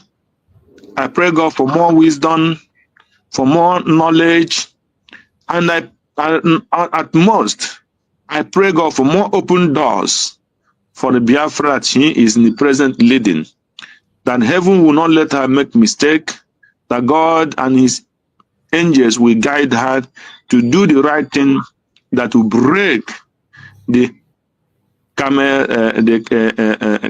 head, that Biafra will totally be free. And at the same time, I want to thank Dr. Ngozi Orebeze again for the 29th November declaration. Choose. With what I read this afternoon, as I just come in now, I just open up my Twitter and I look to Dr. Ngozi Orebeze handle, and I saw what the Daily Trust and this thing that they wrote about her, about the case of our Mazi, Simon Ekpa in Finland, the evil land, the people that we thought they were reasonable, the Finland is talking that the investigation and the charges against our leader, Simon Ekpa. So I thank Ngozi Orebeze one more time for standing Gidigam on the 29th of November for declaring Biafra. My brother, choose. If Biafra were not declared on that 29th, it's just like going to church and being a Christian without Christ rising from the dead. I'm telling you the truth. Just like a Christian believing in Christ or believing that there is God, when Christ died and he did not reason, he said our faith is nothing. So, if Biafra were not declared on that 29th November, if the enemy has succeeded, I'm telling you today, choose, you cannot be making this broadcast. You will be called a terrorist in anywhere, in any place. But thank God who gave us this lady. Maybe she didn't even understand what she did. On that 29th, for standing and not listening to those enemies of Biafra that have been bought, and they say, no, don't declare Biafra. Wait till Nnamdi Kanu. Wait till Simon Ekpa. Don't declare Biafra. You are a woman. Don't declare Biafra. This thing this lady did, in the next, every this in the history will never do what? Forget her for standing Gidigam and declare this Biafra. Today, I am understanding it is coming out to me in person clearly. If Biafra were not declared on that day, by now, we would have been in trouble. Look at the statement of the Eastern senators who denied the vote against Nnamdi Kanu's release. Look at the governors who denied the vote against the Nnamdi Kanu release. Look at all the politicians in the South and the Southeast, even the West, the Yorubas, who collide with North, the Fulanis, and deny the release of Mazi Nnamdi Kanu. My brother, if Biafra were not declared today, the DOS who combined with the so-called fallback, they would have succeeded. I'm telling you the truth. So, these are the people who have been looking for political solution. The people they discuss with political solution, where are they today? The same people voted not to release Mazi Nnamdi Kanu. So, I am just, I cannot say if I'm in one way, I'm thanking God, in another way I'm so angry. I'm telling you the fact. Because if Biafra were not declared today, it would have been totally a complete different thing. What would have been our stand today? Where will we be standing as a Biafran? So that is the question. That is the question. So what I am here, it doesn't matter what they do with Mazi Nnamdi Kanu. It doesn't matter what they do with Simon Ekpa. Biafra is there, and Biafra have been declared. And nobody can change it. We are going to fight, doesn't matter how and when. But all I know is it has been declared as there's a nation. A nation has been born, and in that nation we stand. Any other thing that somebody is talking is rubbish. So whatever I like, they didn't do. And for me, as long as any reasonable person is there, you know that Mazi Nnamdi Kanu have never committed one single offense, neither did Simon commit any offense. So we are waiting for them, and we know that heaven we worship will not let us down. Nnamdi Kanu will walk out freely. Simon Ekpa walk out freely because he's not accusing somebody without evidence. Until when you prove it, the president of Finland will tell us where he knew and what shows that we are our leader, Prime Minister Simon Ekpa, is a terrorist or we are terrorists. So if they accuse him, they accuse us all over the world that all of us are terrorists. Because when they accuse Simon Ekpa, they're accusing me, they're accusing you, they're accusing all the millions of Biafrans all over the world who want freedom. So we are going to stand with them, and the victory is ours because we have not done anybody any evil, and we are not planning to do evil to anybody. What we cry for is freedom. Freedom is a God's-given right, and that is what we stand for. Nobody will stop it. Thank you, Mazi. Thank you for this little opportunity. I am standing aside to listen for period. I just come in. Thank you so much, my beloved brother. I appreciate you. We know that Finnish authorities are doing their maneuver, whatever they like, they are doing. Let them continue to do what they are doing. But I bet you, at the end of the day, they will be disgraced as they have chosen the path of disgrace. That disgrace is going to be their portion. While we are focusing, as we can see, in the case of Supreme Mazi Nnamdi Kanu today that is going on, which is where our satellite is they are bringing up so many issues, and what they are playing today is most of the brokers that our Supreme Leader Mazi Nnamdi Kanu made. That is what they are playing on. But we know that Mazi Nnamdi Kanu said a lot of things, and in every statement he makes, he builds the ground. There is always a reason why he said what he said, and he built the foundation. And every single thing he said is bordered on self-defense. And we also got an information that they want to play the video of when he went a meeting to the United States, when the meeting in the United States, when he called the Igbo Biafrans out there to support and get things to defend our land. They want to play that video also, where he was making a speech, where he said only one trailer load. He just mentioned trailer load, they never mentioned anything. And everything they are presenting, all this nonsense they are projecting is on self-defense. It's for self-defense. But the question is today, is Nigeria secured? Are the people safe? Is it not what Mazi Nnamdi Kanu is trying to avoid that is happening today? Today, the entire country is destabilized. The entire country today is destabilized.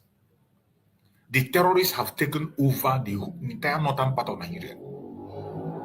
The northern part of Nigeria is in the hand of terrorists as we speak. And this was what Mazi Nnamdi Kanu saw that made him to be calling the attention of people initially. If they should, sorry for interjecting, if they should accuse Mazi Nnamdi Kanu for that, why is what do you call it, T.Y. Danjuma walking around? Why have they not arrested T.Y. Danjuma? Why have they not arrested the DSS head who asked people to defend themselves? What will they use this to defend themselves? Why have they not arrested the many people who have come out and say defend yourself? So if they are accusing Mazi Nnamdi Kanu, if that is an evidence, let them go and arrest Danjuma. Let them put this DSS man on the prison, and many other that are called for people to defend themselves. So if Nnamdi Kanu went to London and America or anywhere and say, we need something to defend our people against the Fulani and the evil terrorist aggression. So what have that to do with terrorism? So that is this self-defense. So let them arrest Danjuma. Let them arrest the DSS man. Let them arrest all these men that are still on the service today, who call people for self-defense. They're supposed to put those people in jail in the force before you talk anything about it. That's why sometimes they will making something that makes no sense. You know, so you cannot put one law for one person and another law for other people. So that is rubbish.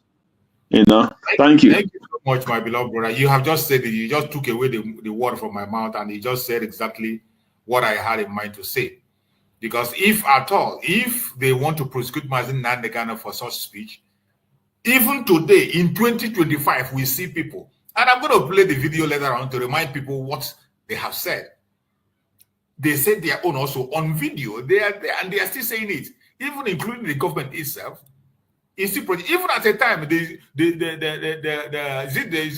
defense minister in Nigeria also made the same call for self-defense. So every message Mazi Nnamdi Kanu preached there was based on self-defense. But today, that is what they are doing in the court, preaching, playing all his messages and playing all the broadcasts, and they want to play. The next one they are going to play is the one that was played when he went to meeting in the United States to ask for support to defend the land. This is just arrant nonsense. But that is what we see. So we have to follow them up and continue to listen and see how it unfolds. And I believe, by the special grace of Chukwu, it is going to be a bombshell. Let's go on. I can see my brother Rose there. Is that Rose? That was my brother Rose. Yes, yes, my brother. Yes, I'm here with you. How you doing? Good afternoon, sir. Very well, thank you, my brother. You're welcome. Good to have you. Very well. Yeah. Same here. Good to have you as well. Yes, I just want to quickly speak on the issue of of our leader Mazi Nnamdi Kanu. Number one is that first of all, Nigeria should know that they are committing act of terrorism by trying Mazi Nnamdi Kanu.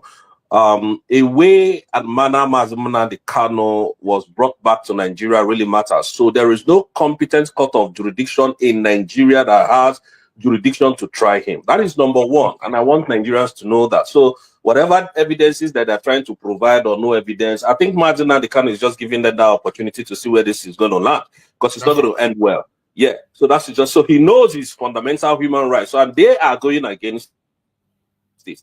These things are enshrined in UN Charter, and I want to make that. I really want to make that to the public to understand that Mazi Nnamdi Kanu has no case to answer in Nigeria. And secondly, a place and a way where those broadcasts were made matters a lot. If those broadcasts was made in Nigeria, then Nigeria has jurisdiction. But if those broadcasts was not made in Nigeria, Nigeria has lost jurisdiction. They don't even know what they're doing. They are just being stupid. They don't have the jurisdiction to do what they are doing. What they are doing is purely illegal. We all know this. We all know this. So if Mazi Nnamdi Kanu's case continues in this manner, then it means that Nigeria has a question. They have so many questions to answer in the international world. And I don't know why ICC is keeping quiet and leaving all this rubbish to play out. Where did Nnamdi Kanu carry out these activities? It must be stated. What and what did he say? Did he say, when you see Malami, because Malami is the one orchestrating this nonsense, because they know that the whole thing will fall back at them. Where is Malami? Where did he make all these statements? I thought when Malami kidnapped him from Kenya, he said Nnamdi Kanu carried Nigerian passport and with the help of the Interpol. I thought that was what he said. So why are they committing illegality and criminality and expect Biafrans to stay here and paint words? We don't paint words. We say it the way it is. They are committing act of terrorism. So go and tell the judge. Let them go and tell the judge that what they are doing is wrong. That is the truth. Because you cannot build on nothing and expect it to stand. That is criminality and terrorism. Yes. So Nigeria has no, all these things that they are just is just abracadabra, rubbish, pure nonsense. That is what they are doing. Act of terrorism, that is what they are committing. And we're not hiding saying it. We're just telling them that they should be cautioned with what they are doing, because what they are doing is rubbish, pure rubbish. We are too educated for this, they are nonsense. So that is just the more reason why I said I should come and re-educate us, because what they are doing is shambolic and shenanigans. So thank you, my brother. May God bless you. I was actually on Ugo's platform before I came across your platform. And that's the simple truth. Thank you. Thank you so much, my brother. You have just said it all. What you said is exactly what the fact is. Maybe the lead council decided to test them and see what they have to offer. But the actual sense is that Mazi Nnamdi Kanu has not committed it, and they don't have that jurisdiction to try him. Anybody that makes such move to try him is a terrorist. That is what their law says. That's what their law says. And the people seem to forget that. But whatever happens, I know that the freedom of Mazi Nnamdi Kanu is not in anybody's hand. We have to wake up as Biafrans. The earlier we wake up, the better. I said it. If you think that Mazi Nnamdi Kanu could get anything called justice through this system, never. And the only genuine justice Mazi Nnamdi Kanu can enjoy is what? Absolute and total freedom of Biafra. Until Biafra is fully regain their territory. You come to a situation where Mazi Nnamdi Kanu will not be answerable to any Nigerian whatever, except the Biafrans and the world. That is the only time we can talk about justice. The only genuine freedom you can give Mazi Nnamdi Kanu is free him. Give him Biafra. We don't want the situation where you say you grant him bail, you give him a condition, he goes back to Afaruku, and tomorrow they will arrange to go and take his life. Some of us are not thinking to that direction. I am not interested in whatever they are discussing in the court because they have no jurisdiction. Just like my brother has said, that is the absolute truth. That is a fact, undeniable fact, which have been stated again and again. But being that Nigeria is a criminal country, a terrorist country, and they can decide to hold him in perpetuity. They can hold Mazi Nnamdi Kanu forever based on their games that they are playing. Each time you come to court and you present a fact, they will pretend not to know about it and they will adjourn the case. That is what they have been doing. From 2015, Mazi Nnamdi Kanu made it very clear that no one will testify in his case being hooded. It is illegal. You don't do that. If you want to testify, remove the hooded and come and testify. After all, you're a member of DSS. But this was dragged on. They used that to postpone the case, adjourn, and the case continued to move on. And when they went and kidnapped him from Kenya again, it became so obvious that you cannot stand on illegality and you'll be talking about legality. A court in Nigeria said that until they explain the situation surrounding the kidnapping of Mazi Nnamdi Kanu and the extraordinary rendition, no law court in Nigeria has a right to try him. No law court has let the court went ahead to order Nigerian government to pay him a compensation. But what did they do? They pretend not to do it and they put an appeal. The appeal we saw was to go and restart the case afresh again. And in the issue of jurisdiction, they filed a jurisdiction. When they presented the case for the first time, they said he committed a crime in London. But when our own counsel engaged them, what did they do? They went and removed London. They did not mention the place where the crime was committed. As it stands today, they are not mentioning the place where the crime is committed. So the lead counsel, maybe for one reason or the other, decided to allow them to try since they want to try.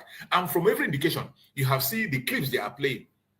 They have played the first clip. I have all the update of the clips that they are playing here, which I might be reading again, the clip that I played. And in those clips, they only choose information that suits their accusation. They choose information that suits them. But when you look at the clip that they are playing holistically, you will see that Mazi Nnamdi Kanu was talking about self-defense. Self-defense because the government have failed. The same self-defense that they are preaching today. The same self-defense that the former chief of army staff, Danjuma, is preaching.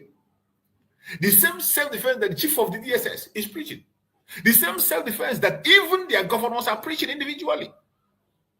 That is what Mazi Nnamdi Kanu is preaching in every single broadcast you see him broadcast. Holistically, look at it. He is talking about self-defense for the people. Nigeria is a terrorist government. We have seen them reintegrate terrorists into their military. And how can you allow me to put my hand in the hand of a terrorist? No sensible person will do that. No sensible human being will put his or her life into the hand of a terrorist country, a terrorist government to protect him. So every single preaching and message he was preaching there was based on self-defense. And you heard Danjuma made it very, very clear. Danjuma, in his broadcast, made it very, very clear and said that the military are colluding. He didn't miss word. If there is anybody that has more information in the zoo, it should be this Danjuma. And for people to remember, I will play that message of Danjuma so that we can be able to recollect and know where we are coming from. Must rise up. The armed forces are not neutral. They collude. They collude. They collude with the armed bandits. They kill people, kill Nigerians. They facilitate their movements. They cover them.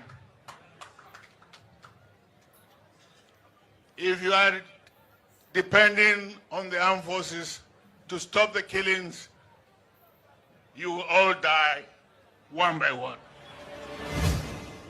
Did you see that? Did you hear that? This was the chief of army staff before in Nigeria. A man who is part of the captivity that we are in today. You can see that the thing has gotten to his neck. If Mazi Nnamdi Kanu message is called inciting, what are you going to call the message of this man, Danjuma? And this was the first one. He just made a recent one. There's a recent one he made, which I'm still going to search and bring on. This was the first one he made. In the recent one, he made it even clearer. He told them to go and get arms. They want to play a record from Mazi Nnamdi Kanu when he was asking Biafrans to rise up and defend themselves. And they want to use it to blackmail him in the court. And that is why you want to charge him for terrorism. If that is the case, what are you going to call what Danjuma did here? What are you going to call this? This one is the recent one. For the revolutionary remarks, sir.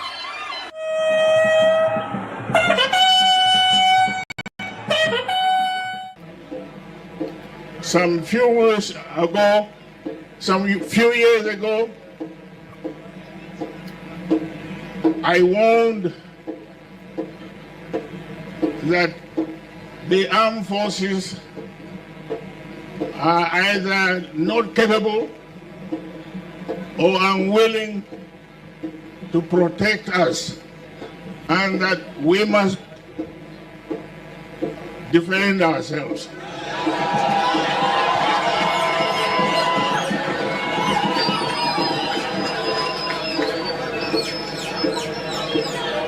The first denial of what I said came from the Ministry of Defense. They said I was lying. And they set up a kangaroo board of inquiry to investigate the truth or otherwise of what I spoke. And they invited me to come and testify. I did not go. I did not go. They called him, he refused to go. Testify about what? Because he knows them very well. They wrote that report which said that I was only speculating, that there was no evidence. And now there is evidence. The whole country now is being run and overrun.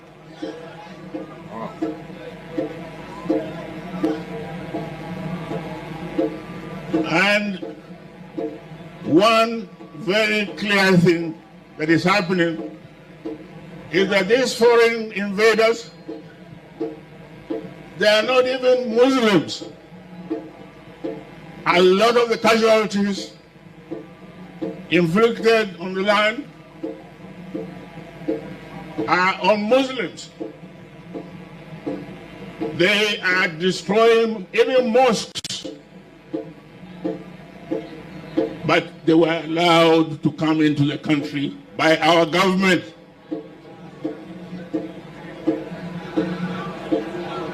Now, as a soldier, my training teaches me that the best defense is attack. Did you hear that? Did you hear that? Will you call this one incitement or not? If you call the brokers of Mazi Nnamdi Kanu incitement, what will you call this one? Choose, my brother. I tell you, Nigeria is an evil country. I think all these things will be presented to them in Finland and this Nigerian, this is their demonic cult in Nigeria. People everywhere. That this man said he, as a soldier, knew that the best way to defense is to attack first. But Nnamdi Kanu was not talking about him attacking. He was only asking that for us to defend ourselves when they attack us. And someone was not talking about attacking. Someone was talking about when defend ourselves when they attack us. But Danjuma is telling his people now to attack these people first as a military person. And nobody have touched him. But they were able to go all the way to go to Kenya and kidnap Mazi Nnamdi Kanu, simple because Mazi Nnamdi Kanu is an Igbo person and he is talking about freedom of his people. So the Finland will tell us differentiate for us between self-defense to be called the terrorists, and when somebody is talking about freedom of his people because his people is being killed, being killed every day. So that is the case there. Because when they start talking, I'm not even going to. have not started talking about what our brother Rosé have come to clarify here. We know all that, and the lawyers knows all those things. But why they allow them to do all these things is for the world to hear, to understand that very crime they're talking about that Nnamdi Kanu committed. So when we have not even come to the legality of if he is supposed to be tried in Nigeria or not, let's assume that he committed a crime, and that's crime. Then why don't they go to Britain where Nnamdi Kanu is residing and put those evidence and take him to court before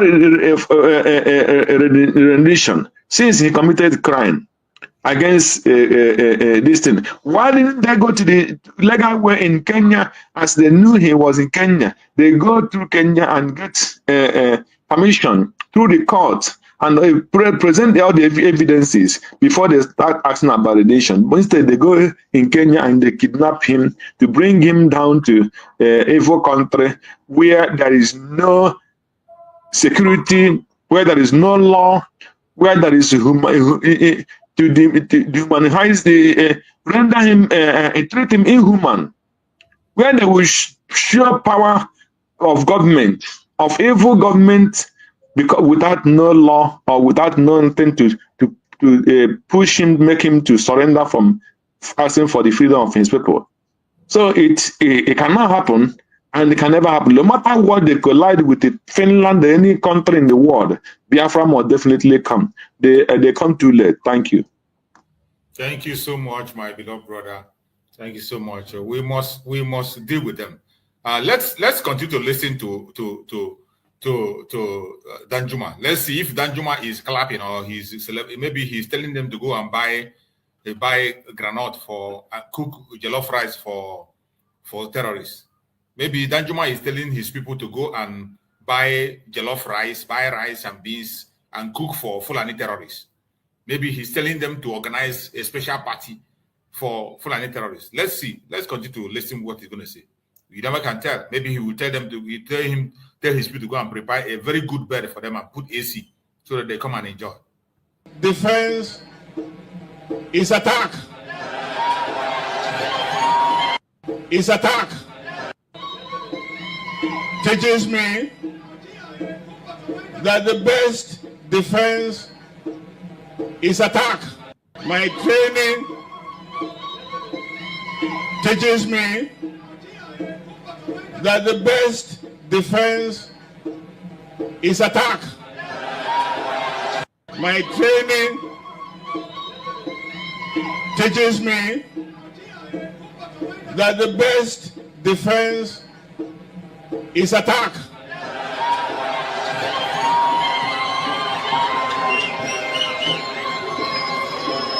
Right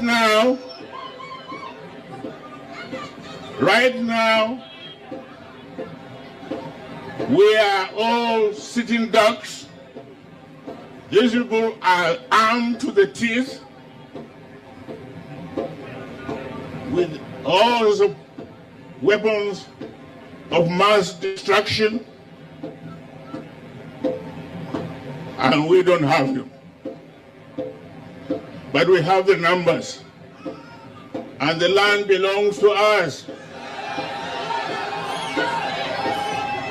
They are trying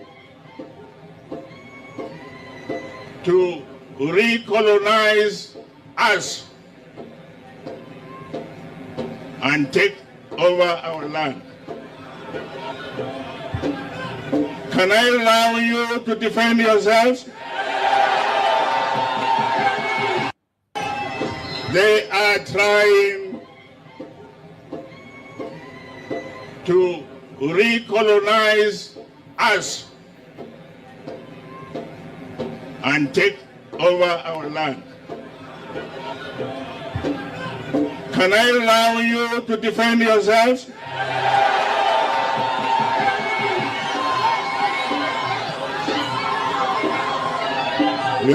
Your Majesty, you heard what they said. You must then unite our people. A lot of the attacks that I got was from our people. They said I told them to defend themselves. I didn't give them arms. I will not give you arms. Find out how these people who have it got it.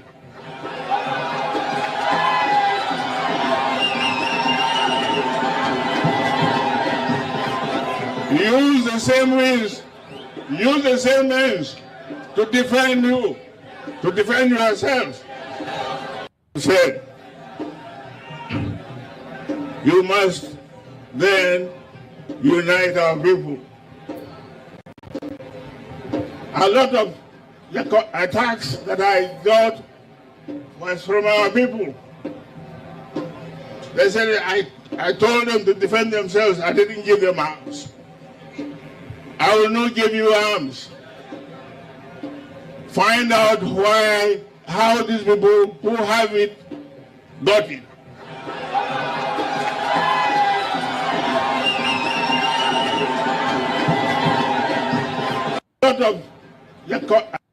I hope people are hearing the Biafrans. Those Biafrans who are waiting for Biafran government. You're waiting for Biafran government. You're waiting for Dr. Ngozi Orebweze to come and buy defensive mechanism for you. Shebi, you're hearing it. This one is an expert advice coming from Chief of Army Staff in the Zoological Republic. Shebi, the hearer. Very big advice that you can borrow. If you know how those people that are coming get their own, go and get yours. So this one is not incitement, though, as long as it's coming from Danjuma. As long as it's not coming from a Biafran, it's not an incitement at all. This one is a genuine one. So make we borrow the advice from them. Danjuma said, if you know how they get their own, go and get yours. According to Danjuma. Not according to me. Not according to Mazi Nnamdi Kanu. Not according to Mazi Samanekwa. Not according to Dr. Ngozi Orebweze. According to Danjuma, former Chief of Army Staff in Nigeria. If you know how the terrorists get their own weapon to come, go and get yours. A straight advice. Heed to that advice. Don't fail. Attacks that I got was from our people. They said I told them to defend themselves. I didn't give them arms. I will not give you arms. find out how these people who have it got it.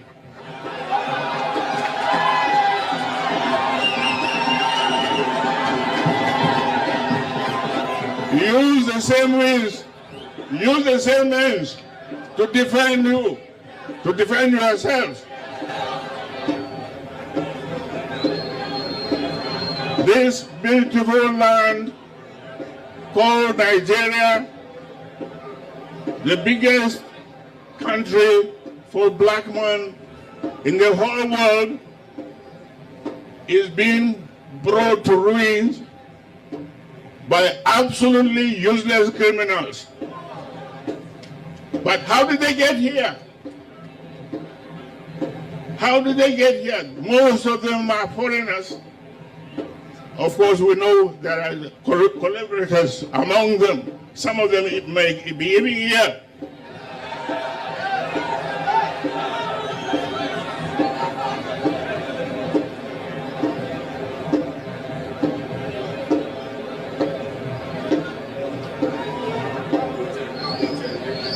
So my prayer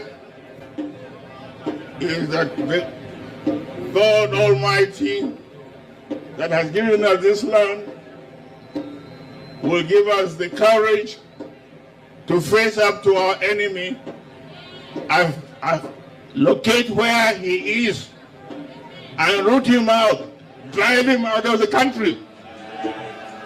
This we must do. Otherwise, Nigeria is finished. Thank you.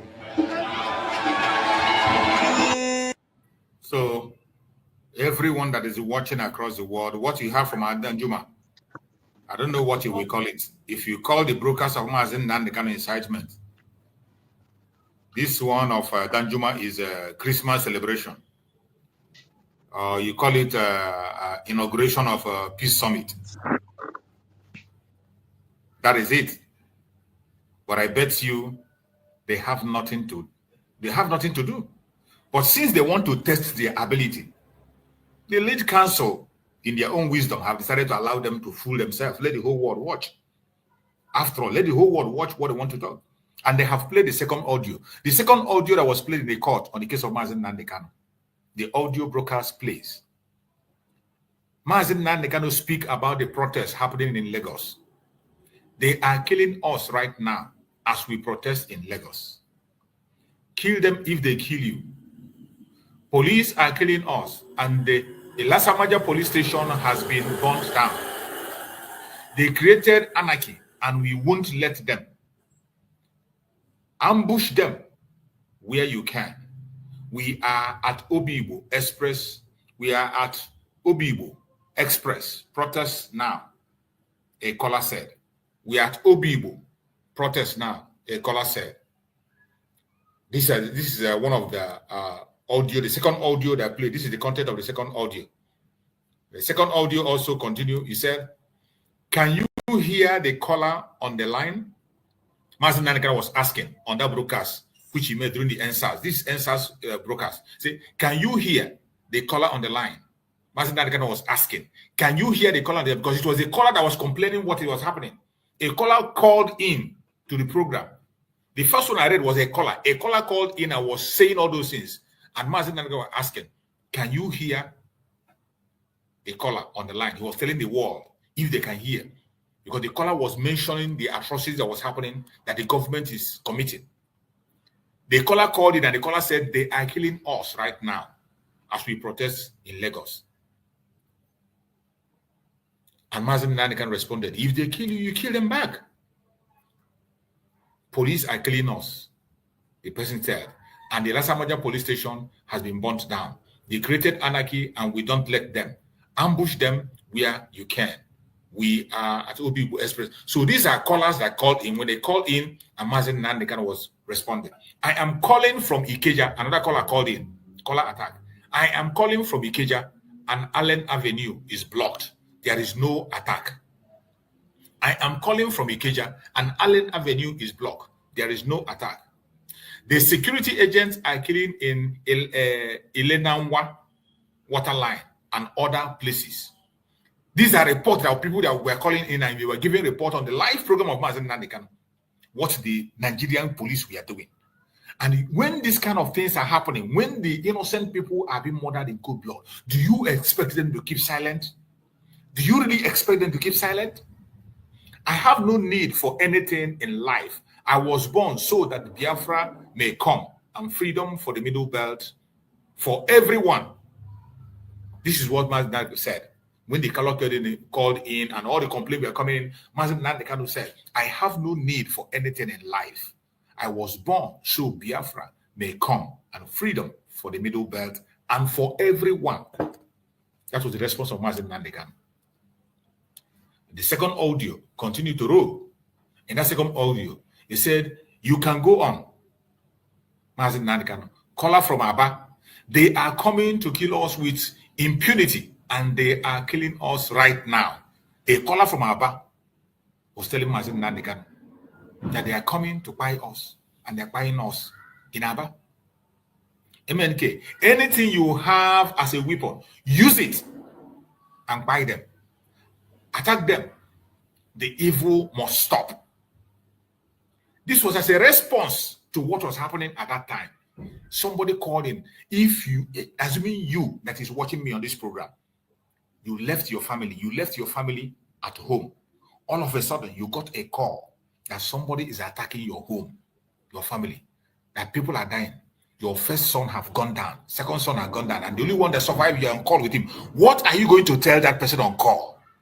Are you going to tell the person to fold his hand and watch himself go down too? Or you're going to tell the person to defend himself? A simple logic. Every single thing that Mazi Nnamdi Kanu was saying on that broadcast was out of self-defense because of what was happening at that particular point in time. It was self-defense. And they played that video. That's how they played audio. They brought another audio. Mazi Nnamdi Kanu court update. Third audio clip of Mazi Nnamdi Kanu being aired in court as evidence. The third audio. So they're just bringing one audio to other. This is the third one they brought. The third one, a minute silence for those who were killed in the protest as in our land.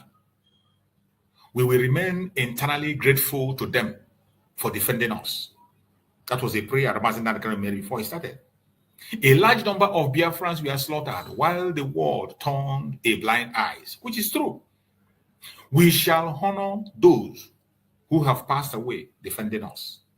We shall remember our heroes. Britain supplied the Fulanis with weapons to kill us, even though they brought Christianity to us. Paying for the fallen heroes and heroine family, prayer for the families and families of all those that have fallen. That was Mazi Nnamdi Kanu speaking. And the third audio continue. Tomorrow, May 30th, we must honor them. They must be complete lockdown. You see, this thing happened on May. This audio that is in May. And coincidentally, we are still in May. May is a very important month for us as Biafrans. This month of May. If you are a Biafran and you have not known the importance of this month of May, you can see. Coincidentally, we are still in that May. They went and but Mazi Nnamdi Kanu made so many brokers, but that one that happened on that May was the one they brought. This May is very significant. And remember, in this May, on the 30th, our headquarters in Washington, D.C. will be open. Peace Summit is going to be held. A Heroes Day again, another May. And today, we are still in that May. They are talking about things that happen in May. And I'm going to read what that very one said. It said, tomorrow, May 30th, we must honor them. There must be complete lockdown, peace and calm, because the day is critical in our lives. IPOB is a peaceful movement. Our enemies are planning to start a roadside massacre against us. Biafra must be in lock and key as we remember the fallen heroes and heroine. You see, Mazi Nnamdi Kanu gave a reason why we must stay at home. Because 30th May is a very significant day. We cannot come and protest. We cannot hold placard and begin to remember our hero. We cannot do anything except we sit in our homes. And Mazi Nnamdi Kanu called for that seat at home. Biafra land should be under lock and key. A complete lockdown, so the enemies won't have any excuse to take our life and blame us. Fulanis will do anything to provoke our people. Tomorrow morning should be peaceful. Mazi Nnamdi Kanu is calling that 30th May should be peaceful. Everybody should stay at home because they will come to provoke us. This is the broadcast made Mazi Nnamdi Kanu. Now, they brought another update. The fourth hard drive, apparently containing another audio clip, extracted from broadcast of Mazi Nnamdi Kanu, is now slotted in. Another one again. A video of Mazi Nnamdi Kanu in the US addressing the World Igbo Congress in 2012 is being aired in court. When Mazi Nnamdi Kanu was talking to World Igbo Congress, remember when he went to meet them and asked them to defend the land? The same thing Danjuma is doing in Nigeria. Mazi Nnamdi Kanu was in the US, so outside Nigeria, but Danjuma is doing the same thing, the same exact thing. That is what Danjuma is doing in Nigeria. But he's untouchable. Nobody called to question him. Even when he's invited to come and explain, he refused to go, and they did nothing. And that is the clip they are playing now for people to listen. Fifth audio clip of Mazi Nnamdi Kanu being aired before court. In the fifth audio, this is the content of the fifth audio.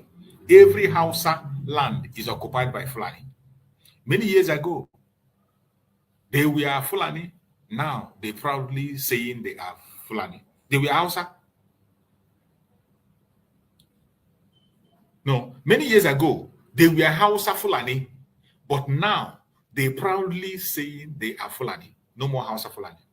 Everybody knows that Nigeria is finished.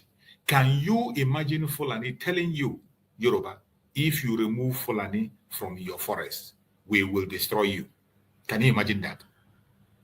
Bandits have never been condemned or proscribed. Yoruba are quiet because of 2023 election. I told the Yorubas to wake up and confront the bandit. The longer you remain in one Nigeria, the more they will destroy you. A very truthful message. Is it not what is happening? Is it not what is their life better today? Is Yoruba land the same or better today? It is worse than ever. They played again another fifth clip extracted from Mazi Nnamdi Kanu case. The fifth clip, it says, what are Fulanis doing in our forest? They say they are pastoralists. Everyone who lives in the north rent a house rather than living in the forest like the Fulanis. The herders take your land, rape your wife, rape your wives. All you do is complain and do nothing. The herders take your land, rape your wives. All you do is complain and do nothing. This is what Mazi Nnamdi Kanu was saying in those clips. And every single thing he's saying, are they not true? Is there any lie in it? The fifth clip continues. There is nothing more precious than freedom. Hopu Uzodimma gave our land to the Fulanese. The clip ends. You know, each one, they take the one they caught, they use the one they like, and remove the one they don't like. My fellow Biafrans, it doesn't matter what they say. It doesn't matter what they do. We know that Mazi Nnamdi Kanu has no case to answer in the Zoological Republic Court. Whatever they are doing today or whatever they are projecting is just the propaganda, blackmail, and lies from the pit of hell. And wherever you are, have it at the back of your mind that the only thing that will guarantee the freedom of Mazi Nnamdi Kanu is the restoration of Biafra in full. That is why Mazi Simon Ekpa didn't look back while going forward. That is why Dr. Ngozi Oreboweze went ahead to redeclare Biafra on the 29th of November 2024. What we owe Mazi Nnamdi Kanu today is to seek for recognition and restore Biafra. Only that can guarantee his freedom. Only that can guarantee security. Only that can guarantee justice for him. If you are seeking for a freedom that they will tell him to go home and come back and begin to chase his life again, you don't know what you're doing. You're welcome, my beloved brother Mazi Amarachi. Thank you for joining. Go ahead and speak to us, my brother Amarachi. Unmute yourself, my brother. Unmute yourself. You are muted. Yeah, now. Am I coming out now? Loud and clear, my brother. You're welcome. Okay, good afternoon from my end here. You're welcome. And I say thank you so much for the powerful and wonderful work that you have been doing for our great generation, Biafra. May Okikabiyama continually to bless and inspire you powerfully in the mighty name of Yeshua. You see? Actually, what is going on is something that I don't know. It's just something that I don't know how to say it. But one thing I would like Biafrans to know is that Biafra, we're saying that Biafra is a divine project. It's not just an ordinary something. So there's something attached to it. Biafra is a divine project. It's not something that we will just have just easily, just like that. Yes. You know, there are a lot of challenges that we will face before we have this our Biafra, and which are the things we are facing right now. All we just need for ourselves now is just to come together as people, realizing, and another thing I would like us to realize that we are covenanted children of God. Elohim, God is the one that they introduced in the invented ones. That is the God, the invented God. But ours is Elohim. You understand? We are covenanted children of Elohim. And earlier we realized that to come together and cry to him with one voice. I tell you, once we come together to him and cry to him, because definitely all we are seeing today going on is not ordinarily. It's because he's offended, he's angry with us. God indeed is truly angry with us. And earlier we realized this and come back to him as his people, because we are his special people on this planet Earth. We are special people. Whether anybody can accept it or not, but we are special people. You know. So, and being the special people of his, we are covenanted with him in the sense that we have way of living our life. There is a lot of things that how do I say that is forbidden for us. We are not supposed to be living the way other people are living. As a covenanted children of God, we have limits to some certain things, even what we eat. As a covenanted children, the people that I see that are even keeping that covenant sometimes for the moment now are those people that believe we are seen as a Sabbath people. Those are the people that are keeping the rules for the moment. And these are our origin. We are people that have covenanted with Sabbath. We are Sabbath people. Understand? And those people that is because of we have been conquered for a long time. And that is why you see those people that are in Israel today rushing to go and establish Israel. Israel you are seeing today is an invented Israel. The original Israel is me and you that are here. You understand? So earlier we realized that God is angry with us, better for all of us. And once we cry to him with one voice, I promise you everything will change.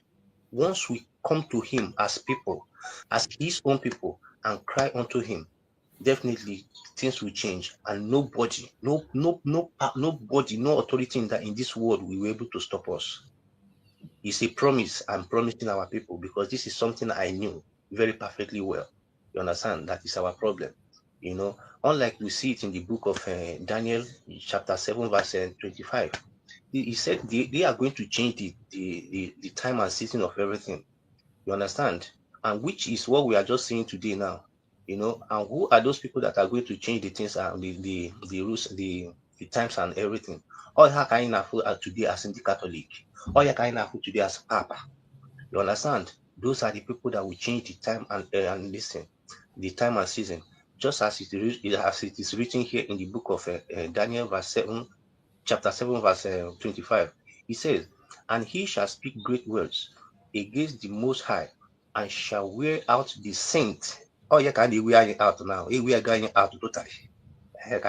Because one thing in this scripture is that you may read one particular chapter for more than 10 years without understanding it clearly. But when you go into it with the spirit, with the spirit that will guide you, you will understand that very chapter. You might read it for more than 10 years, but you'll be just like John 3:16. All of us might think will know. But there's a day you will read that John 3:16 now, you will find the real meaning of that John 3:16. Understand? So as it says here now, and shall wear out the saints of the Most High and think to change times and laws. What we are undergoing it already, and that is the experience we're having now. Okay, and they shall be given into his hand until a time and times and the divided of times. There are a lot of evidence I will bring to you or to us here. I have a lot of evidence that shows that we are not the same with this world. We are totally different. You understand? All our life is of the Old Testament in the Bible. All our life is just the Old Testament. We have nothing attached with the New Testament. All those things are the contamination of that Bible. The Bible was one of the things they stole from our land when they came, and now they infiltrated it by bringing that New Testament into it in order to contaminate it anyway. You understand? To change the mind of people. So my dear Biafrans, I will urge all of us to be peace, to love one another, to come together as people. Let's use one voice. Let's realize that we are not part of this world. Let's realize that we are covenanted children of God. You understand? And earlier we understand this, better it will be for all of us. So that is just what I just see. Let me chip in for in this program for the moment. But I'm still watching. If there's something else should come up again, I'll still contribute. And again, for Mazi, these people that are holding him, the Nigerian terrorists that are holding him, they released more than 5,000 Boko Haram terrorists without charging, without any form of charge. They released all of them and they went free. And terrorists these are people that are well-known terrorists that have killed a lot of communities, and they were captured. And still yet upon they were captured, they didn't face any trial, and they were all released just like that. And today they are in the community committing more mayhems in the community. Even they are now infiltrated into police and militaries. Even as we are seeing now, they are occupying positions in the government houses, just like Shetima. Shetima should be held. Shetima, instead of Mazi Nnamdi Kanu to be appearing to court, facing so many adjoining. Shetima supposed to be in prison now. Supposed to be rotting in prison right now. Absolutely. Not to talk of Tinubu. Tinubu is not supposed to even smell that seat at all. Me, myself, I never call anybody president in my life because I never elected anybody in that Nigeria. I never call one, even Buhari, anybody that has been there before. I never call anybody president because I never elected. If I want to address you, I call you by your name and address you the way you are. You understand? And which is the way it is. So we cannot be applauding criminals, believing that we are doing something. Let's be helpful to ourselves. If we fold our hands and be watching, maybe they are killing your brother, you are watching that you cannot help him. After killing your brother, they are trying to take him out so that capturing you will be easy for them. Earlier, we realize now to work together as people, better for all of us. It's not this one. Our sister, my lovely heroine, Christian, she begged us seriously before she left. She said we should come together. She pleaded to us, we should come together. There is power in coming together. There is power. But people, I don't know if our people realize this. You understand? They cannot do us nothing. They are afraid of you. That is the reason why they are trying to contaminate anything about you. They are very, very afraid of you because they know if you should put up as a people, my brother, anything in this whole world now, Europe's, So, my brother, I rest my case for the moment. So, thank you Thank you for this. so much, my brother. Thank you so much, my beloved brother, Mazi Amarachi. I appreciate you so much. You have spoken well. And I really appreciate you for that line of thought, that message of unity, and reminding us of whom we are. So many of us have forgotten who we are. Special people. There is no doubt about that. Mazi Nnamdi Kanu shout. That is Mazi Nnamdi Kanu is the only man who when he wants to say it, he doesn't care. If you want to hit your head on the wall, go and hit your head on the wall. He will tell you that the language we speak is the language of heaven, and we will tell we are special people. We are unique. Yeah. That is why you see the hatred everywhere. That is why we are hated. We are not surprised. We are unique, and some of us fail to realize it. That the worst that is painful is that some of us who decide to drop their identity to embrace the identity of an infidel. That is the worst. You will go to Sokoto to go and bow to an infidel simply because of food you will eat. You will sell your identity. Because you want to make a friend or keep a business, you go to some people, they have a big platform. They will never speak about the atrocity of government against them. They will never post Mazi Nnamdi Kanu picture, not Mazi Simon. They won't even talk about something that's happening in their village. The atrocity of government in their own village, they won't even post it in their platform. No, not at all. I tell you, I'm very, very ashamed when I see there is this lady. Most of these our ladies I will see on TikTok. They will be talking of amo. It's amo. It's very, very shameful. Very, very shameful. If they take over your village and community, you know, don't have TikTok because he will make you with ego. Oh my goodness. Look, among this kind of children are in for this disease. No, children without any orientation, their parents never orient them of anything. Even their parents are even worse than them. I don't know. Somebody will be on TikTok instead of the person to be sending message of what is happening in his or her town. They will be busy talking different things, showing stupid things that is, I don't know.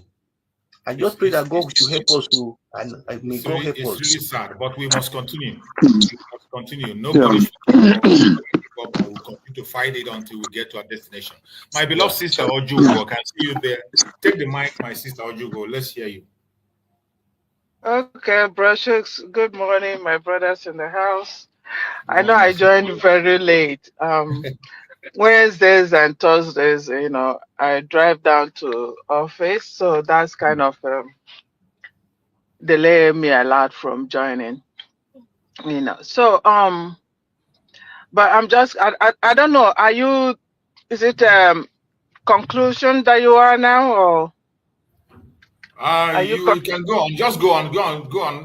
Make your submission. Okay. We'll be concluding very smooth. Go on. Just give your submission. Go on. Okay, thank you. I don't know. I haven't gone through media to find out what happened in the court today about Mazi Nnamdi Kanu. But anyway, I came across what was the debate at the Senate and the House. The only thing I understand there that Nigeria is gone. The only thing I understand is Nigeria do not have security anymore. Them that are politicians, trust me, they are making their plans on how they will run. Them also are also scared of what is going to happen in Nigeria. They themselves has used their mouth to confess that the type of ammunition that these guys have, a lot they took from Nigerian military, that we cannot, Nigerian military cannot afford them. They have also realized that they don't have the military and the military people guys anymore. They were mentioning thousands that have gone, you know, and the ones alive, They're all in all these politicians and councillors' houses, protecting them. So you, Nigeria, it's time you're going to save yourself. Either you save yourself or you perish. That's the only two options when I was listening to them that I saw, Nigerian people have. I'm saying this because on this Chooks platform, I expect the Yorubas, I expect the Middle Belt, everybody talking.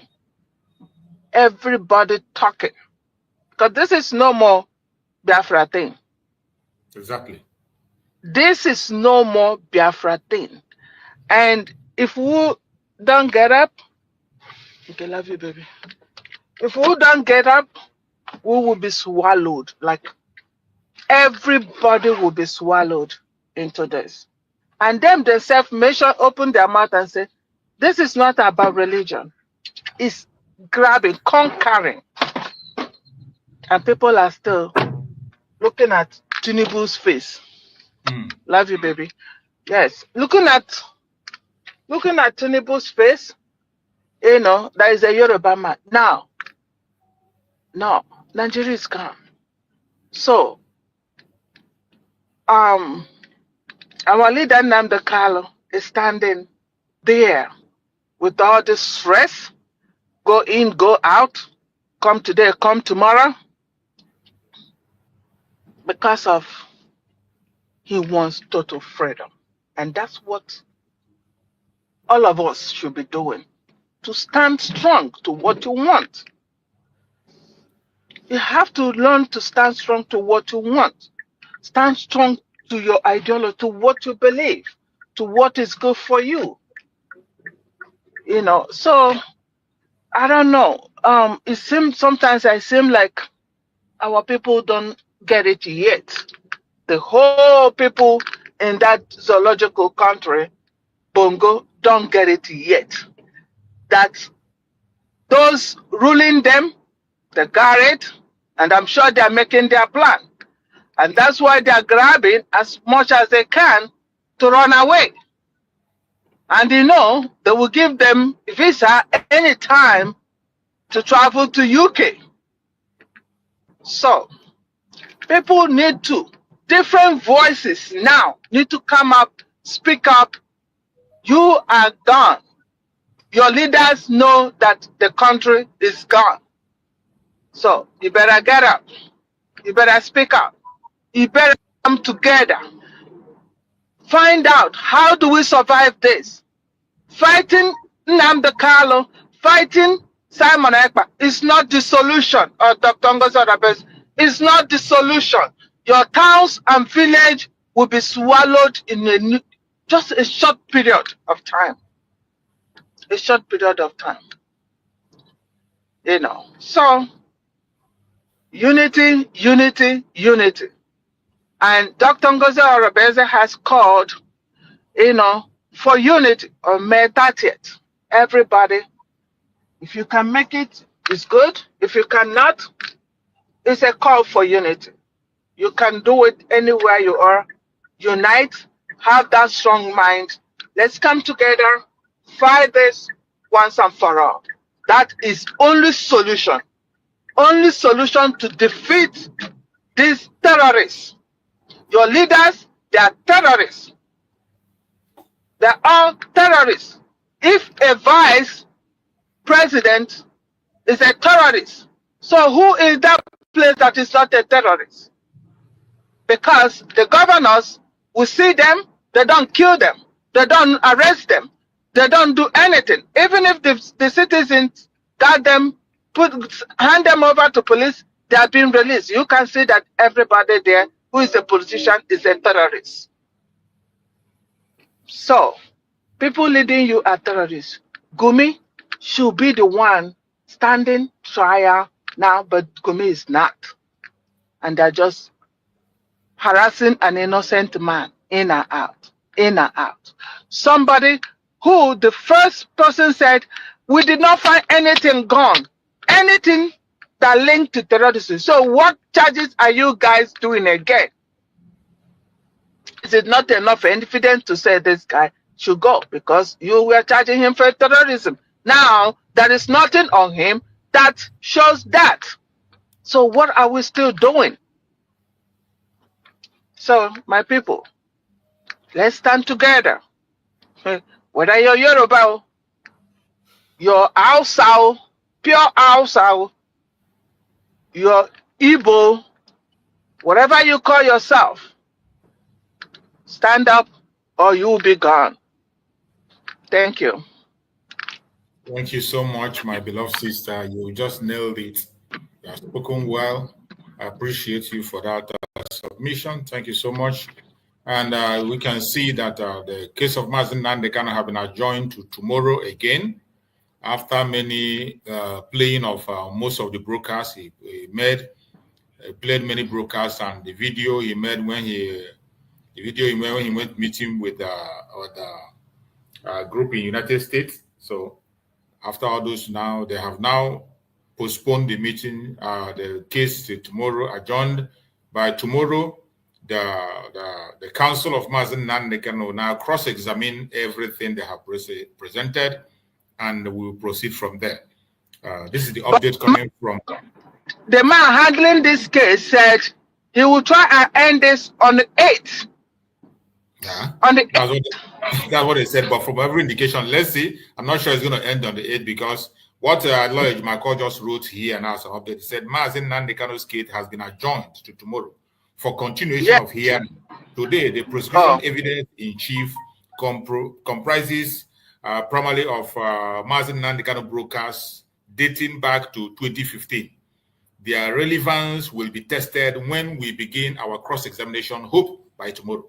Hopefully by tomorrow, that's what he said. So the case continues tomorrow, being the 8th. So I'm not sure they're going to round up tomorrow. Go ahead, my sister. I think you are saying something. No, I said, okay, let's see if the judge will fulfill his promise, they will continue to adjourn it. Yeah. Shame on them. That's it. We are not having our hope on them. We know that the freedom of Mazi Nnamdi Kanu is in the hand of Chukwu Abiyama and the hand of God. So we'll continue to do what we are doing. My brother Greg, you have a submission. Give us a submission before we go on the round, on the last round. Yes, Mazi. I will first start with the Danjuma because that is where we were before our brother and sister came in. Yeah. When they are talking about terrorists, you remember 2016 or thereabout when Buhari went to America. I think that time Trump was still in power. And they asked him about, I think it was in America, they asked him, or in London, that they asked him about the terrorists and the herdsmen, the Fulanis. And he told them that these people are foreigners. That it was during the time of Gaddafi problem that they started having all this gun and they came into Nigeria and they started hijacking and the kidnapping and the mayhem everywhere. So now the question is this. And Mazi Nnamdi Kanu that have called for the protection of his people and all ethnic tribes of Nigeria, and you as a president of that evil contraction called Nigeria know fully well that these people that are doing these things are not Nigerians. And you allow the terrorist people to operate in your land because they came from the same area you came from. It's just like when, say, use example, when Obama was American president, and people that came from, Kenya, and some other African countries started coming in America, become terrorists and everything. And what will Obama do? Obama will go and say, give them free visa. You have to come to America without visa. And when they start coming without visa, they started killing every American citizens. And the government keep quiet. So now, for the international community that are listening, anywhere they are listening, now Trump is taking credit that those criminals that imported into America, that committed crime, they were ex-criminals, they were ex-convicts in their lands, and they came into America, and they're living in America, that he's going to deport all of them back to America. And then now he's taking credit that he's building wall, that illegal immigrants are no more entering into America, that he's deporting them. So it takes 100 days, and he was given now that it is almost 0% of illegal America crossing America through Mexico, others, but he have built wall to stop them. And the so-called of their president Buhari, open border for them, for every part of Nigeria to come, and they start buying people. And now Nnamdi Kanu is defending his people, and they are calling him terrorist, charging him for terrorism or inciting terrorists. Simon Ekpa defending his people, they call him terrorist, inciting terrorists. And those men that Tinubu and Buhari APC give free,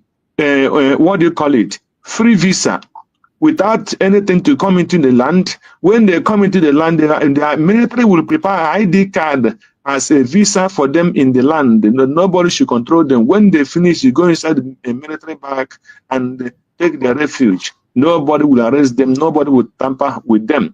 And they knew very well these people are foreigners, and nobody is touching them. So what will American president, which this thing will he have now to listen, or the Finland government have to say, yes, that what those people were doing are right? So when I think about the things the international community are supporting or what they are doing, I cannot understand it. Look at Danjuma now, crying out now because his people are being killed every day. Now he knew that the cry Ojukwu cried about 60 years, nearly 60 years or 50-something years ago, that cry, Danjuma is crying it to death. They cry that Nnamdi Kanu crying to his people in America that they should come up with something to defend his land and our land. They cry, Danjuma is crying again today. And they cry, the DSS director is crying today. They cry, many of them, I was not going to look all of them, their names. All of them are crying for self-defense. Even the present government of Nigeria is asking people to defend themselves. What would they use to defend themselves? How would they defend themselves? You know, somebody that will organize no defense for the people to defend themselves. When those people organize people to defend themselves, they start calling them terrorists. So, and that cannot be, that cannot happen. So that is what we are fighting against. Then it's a pity that this my brother had left, because I must touch what he said, that we must unite, that we are special people. There is no doubt about, if we are special people, we are special people, and we ought not to do many things that other people did. But that is not what we are talking now, because all those things that other people are doing that we are not supposed to do, we can only do what? When we have freedom, it is law that will make us not to live than other people, because the world now is living almost by law. And our people have been polluted with Nigerian government and with the corruption in Nigeria. So when you started hearing, especially the Igbo people, doing the things that are not naturally cultured in the Igbo land, and people are doing it. So these are the things we bought in Nigeria. And when you read the Bible we are talking about, when you go into the Bible, you know that the majority of them were corrupted because of the foreign land. And when they go into their land, what would they do? They will start worshiping their God and do the things that their God wants them to be doing. And that is what we are fighting for. But because we're not going to wait until all of us agree together that we are holy people before we can get our freedom. That it cannot be possible, because many have eaten from the pot, they cannot turn back. And what we will do is to be fighting until we will get our place free. Then the holy land will be made holy. That is what I understand, that when Biafra comes, the altar of God will be rebuilt, and there is no other thing. So we'll keep on moving. Thank you. And as we continue. Thank you so much, my brother. I appreciate you for that amazing contribution. And on that note, I believe in the issue of unity, we must not forget about that. Just like everybody's falling in line, when we talk about unity, we are not talking about bringing people who doesn't have anything to offer or begin to change our direction or begin to change the structure. That is not what we mean. When we talk about unity, carrying everybody along, that was one of the messages of Mazi Nnamdi Kanu. We have to carry everybody along. So if you're not in line, try to fall in line. But if you choose to fall in somewhere, just like our Deputy Prime Minister has said, you have freedom of association. You are free to associate with anybody you want to associate with. It is at your right. But at the same time, the door is open. That is why, just like my beloved sister Ojugo have said, the Peace Summit that is coming is an open door for unity. It is another olive branch thrown out for everybody to come on that Peace Summit in Washington, D.C. Make sure you are there to answer your name. It is an olive branch that has been extended again. Don't say you were not told. Don't say you didn't know. Don't say you were forced. It's an olive branch. It has been thrown open again. So everybody is expected to fall in line. We have to fall in line and do what we have to do. Remember, it is a Heroes Day. Special month, May. Don't forget it. Today, every audio they played are the audio of things that transpired in May. I was surprised to see that audio they were playing were things that transpired in May, including when Mazi Nnamdi Kanu was calling for a seat at home. For me, it is not a coincidence. It is a very important day. And our Deputy Prime Minister keyed into that spirit. When we say Biafra is a spirit, it is not a joke. When you see her chose that day as a day to open our head office in Washington, D.C., call it a Peace Summit and a Heroes Day. It is unique. I want everybody to pay attention and never deviate.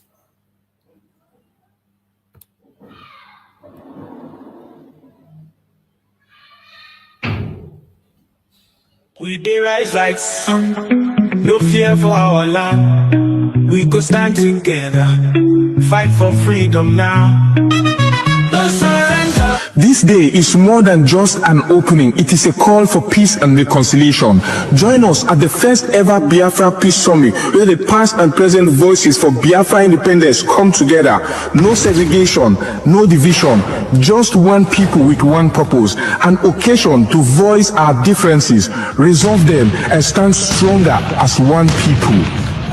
May 30th is also a separate Biafra Heroes Remembrance Day, when we honor the brave souls of men and women who fought and children who fell from the genocidal war of 1967 to 1970, where over 3 million Biafrans lost their lives. The day we honor those unjustly imprisoned and killed before the war, during the war, and presently, simply for being Biafrans. We salute our past and present leaders, from the vision of Chukwuemeka Odumegwu Ojukwu to the resilience of Philip Effiong, the fearless dedication of Mazi Nnamdi Kanu, and the unwavering courage of Simon Ekpa Odogu, who have carried the torch of our struggle. Their sacrifices and leadership lights our paths forward.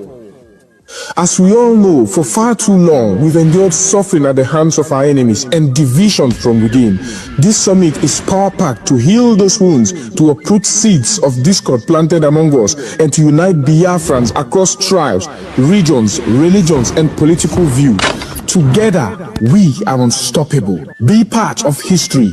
Join us on May 30th, 2025 at the United States of Biafra headquarters in Washington, D.C. A day of unity, remembrance, and renewal.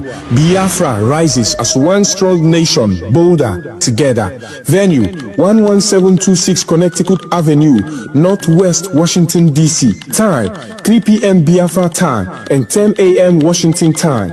30th of May 2025, a united Biafra. Our time is now. This message is proudly sponsored by the Office of the United States of Biafra Deputy Prime Minister, Her Excellency Dr. Ngozi Orabweze, and the Biafra Information, Telecommunication and Postal Service. My name is Marvelous Chukwubikem Arinze.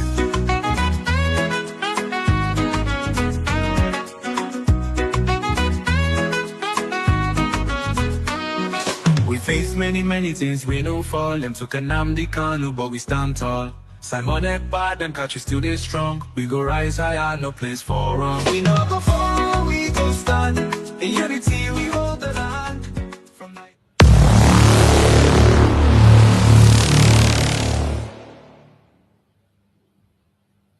Thank you so much for your patience and being around with us up to this moment.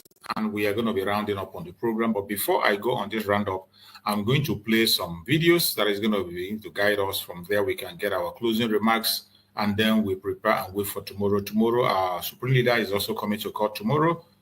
So let's see what is going to happen tomorrow when they come. As they promise to conclude it tomorrow, we are not sure if they will. So we have to follow up until tomorrow. The case has been adjourned to tomorrow. Today, what they did was to play all the clips they extracted from the message of Mazi Nnamdi Kanu, and they brought also the video clip of the meeting of Mazi Nnamdi Kanu with Igbo Union in the US. So that was the clip they played today in the court. And tomorrow, Agabi, the lead counsel of Mazi Nnamdi Kanu and the Biafran people, will now cross-examine the witness tomorrow and also test all the evidence they have brought on that clip they played and all whatnot that they have played. Then tomorrow it will be trashed out, and by the grace of Chukwu Kabiama, we'll see what is going to transpire tomorrow, and we follow up. My fellow Biafrans and Biafran friends, including the one Nigerianist, most importantly, if you are an indigenous person in Nigeria, Biafra is not your problem. Those of you that think that Biafra is not your problem, Biafra is only the solution. The difference between the Biafran people and other regions, other ethnic groups, is because Biafran people are not only complaining, they are pursuing solution. They have the solution and they are following it up.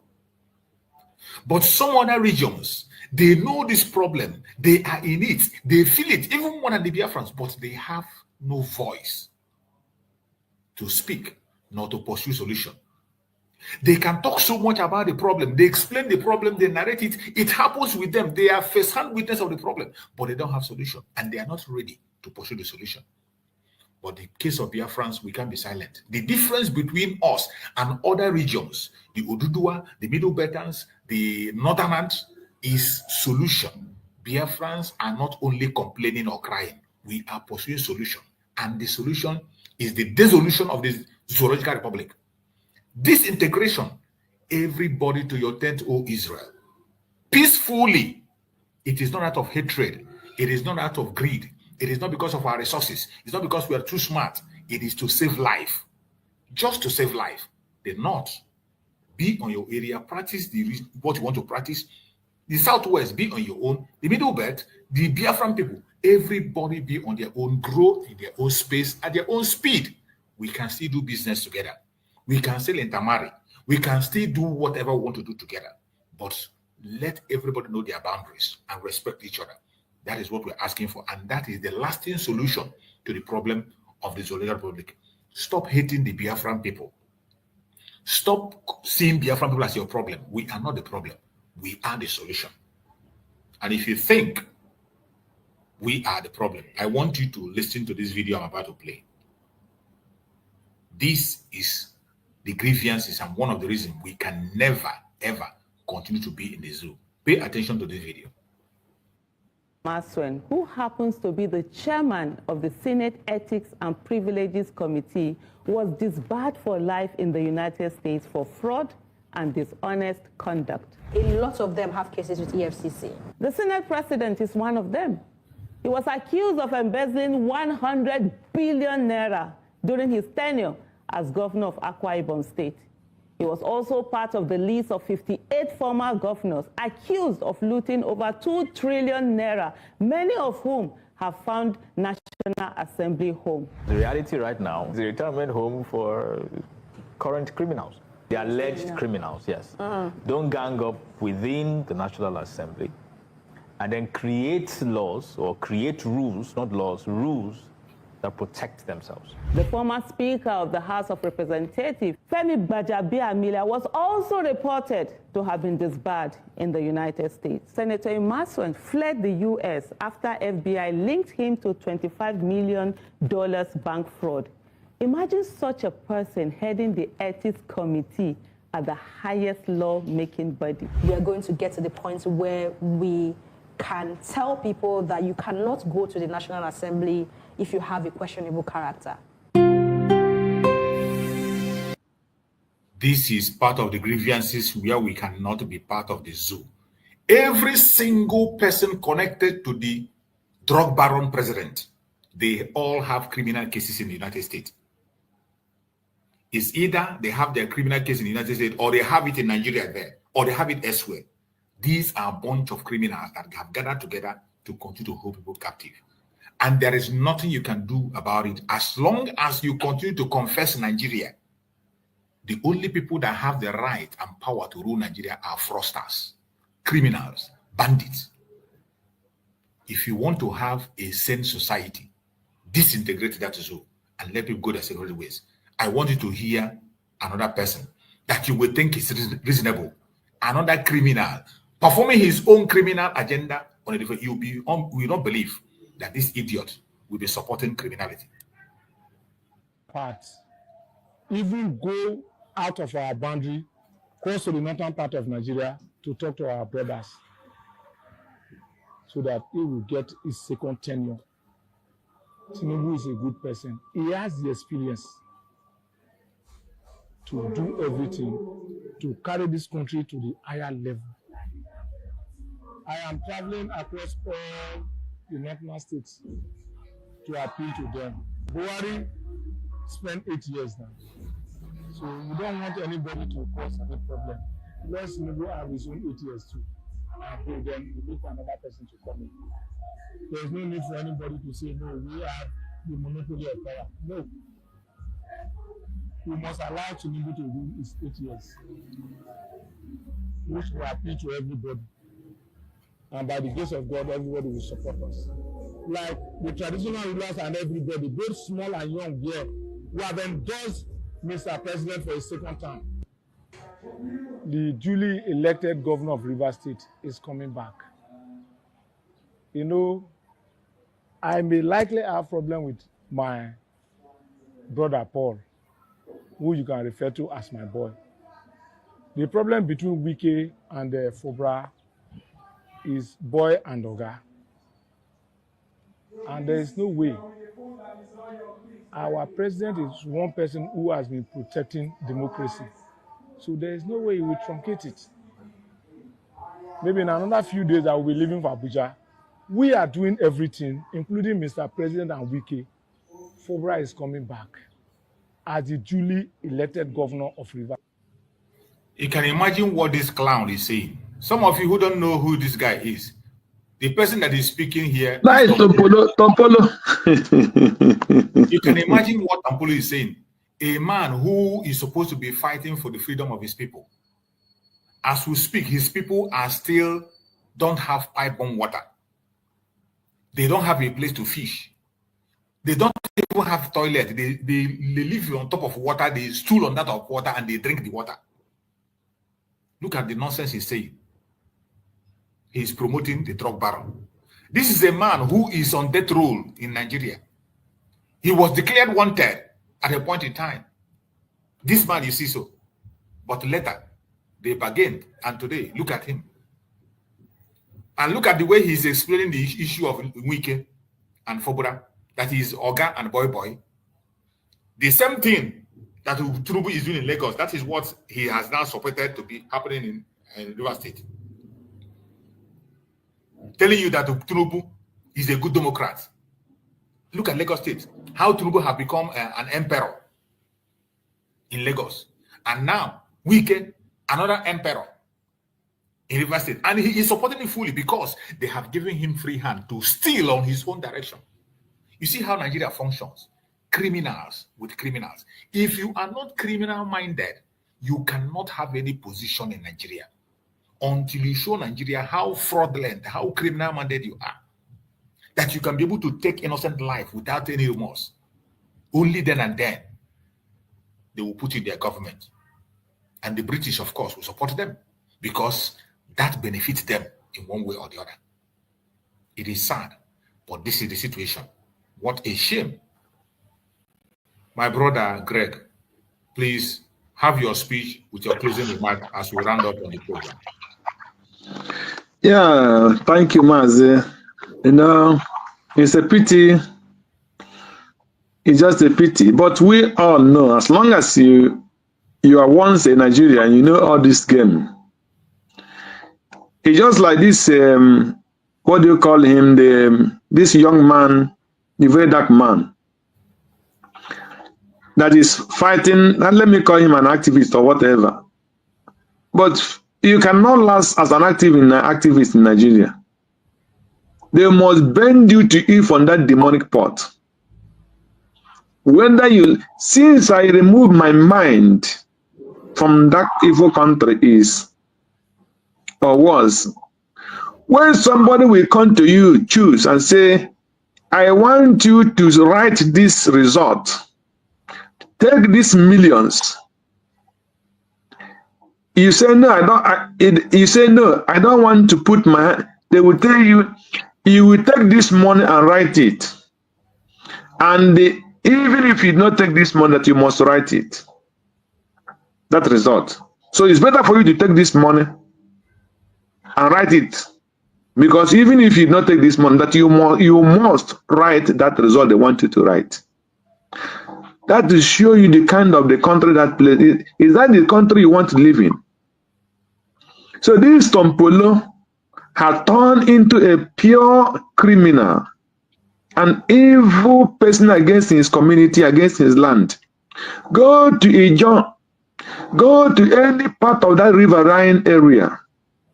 You will see, if you see the kind of swamp and dirty oil and everything that place is, look at those places. That area he is always celebrating is where he worships his dirty god. He's celebrating, doing a sacrifice of human. Who will go in that place to investigate what he's doing in that place? Nobody. Who knows what he's using to do the sacrifice in that river? How many blood? Nobody will go there to do the sacrifice because he is more than a government. What do you expect? What do you expect him to say? What he said is, what if he take ordinary, I will tell you it's not possible. I never, this like just like when this Asia Krieg or whatever you call him, when he come out and he start doing something, I will not just be surprised, because I know him very well where he is coming from. If you tamper go to within that from Warren to, because when I was in Nigeria, as young as I am, I started very early after my secondary school, I entered into business. So I was only going to Warren for supply, some oil companies, some factories in all those places. So that is how those places, I know those places from Warren to Port Harcourt. You see, so that is where those places I know that's the area. But if you go that place, you will cry. And this man is coming using his people. They will gather him as stout and thugs, carrying gun everywhere. That is how that is what Nigerian is breed every young man. So when you grow to their level with us, your tout and your criminality, you become one of them. That is the only thing. There is one film I used to like to watch, Goodfellow. It was an American film, early 70s, Goodfellow. Where he said that to become a mafia is more distant than to become an American president. That is what is in Nigeria. So, for you to become anything in Nigeria must be a deadly mafia. Human blood will not be anything to you. So that is what we are seeing. So, but all those things we must overcome it. Where it pains me are those called international community like this Finland that is supporting evil terrorists in Nigeria. And we will see what the Trump will bring. So we are just watching the last hope of Trump to know what he will do. And those people that are in America should not sleep. They should push. Otherwise, they have started hijacking that very struggle again through their embassy in Nigeria. They should not give one second chance to all these evil people in that country, Nigeria, that are called themselves ambassadors and whatever. They have not come to save our people. They have come to kill them and steal and get riches before they post them to any part of the world. That is it. So I encourage the Biafrans to continue doing whatever they are doing that is good and stand Gidibam for the government and do the needful. Thank you and God bless you. Welcome again, our sister Ojugo. Thank you. And thank you, Chief. Bye-bye. Thank you so much. Thank you so much, my brother Greg. My sister Ojugo, give us a closing remark as we round up. Okay. Thank you, my bros, Craig. Okay. Yeah. Like the video that you played confirmed what I said, that all the politicians in the Zoological Republic of Animal Kingdom, Nigeria, they are all terrorists, all of them. So they've confirmed it themselves. That's whom they are. If you are not, all of them, just check from beginning to the end, who have not committed one crime or the other that should be resting in prison. All of them. So now, who is leading them? The worst human being ever on planet Earth. And that's why he's supporting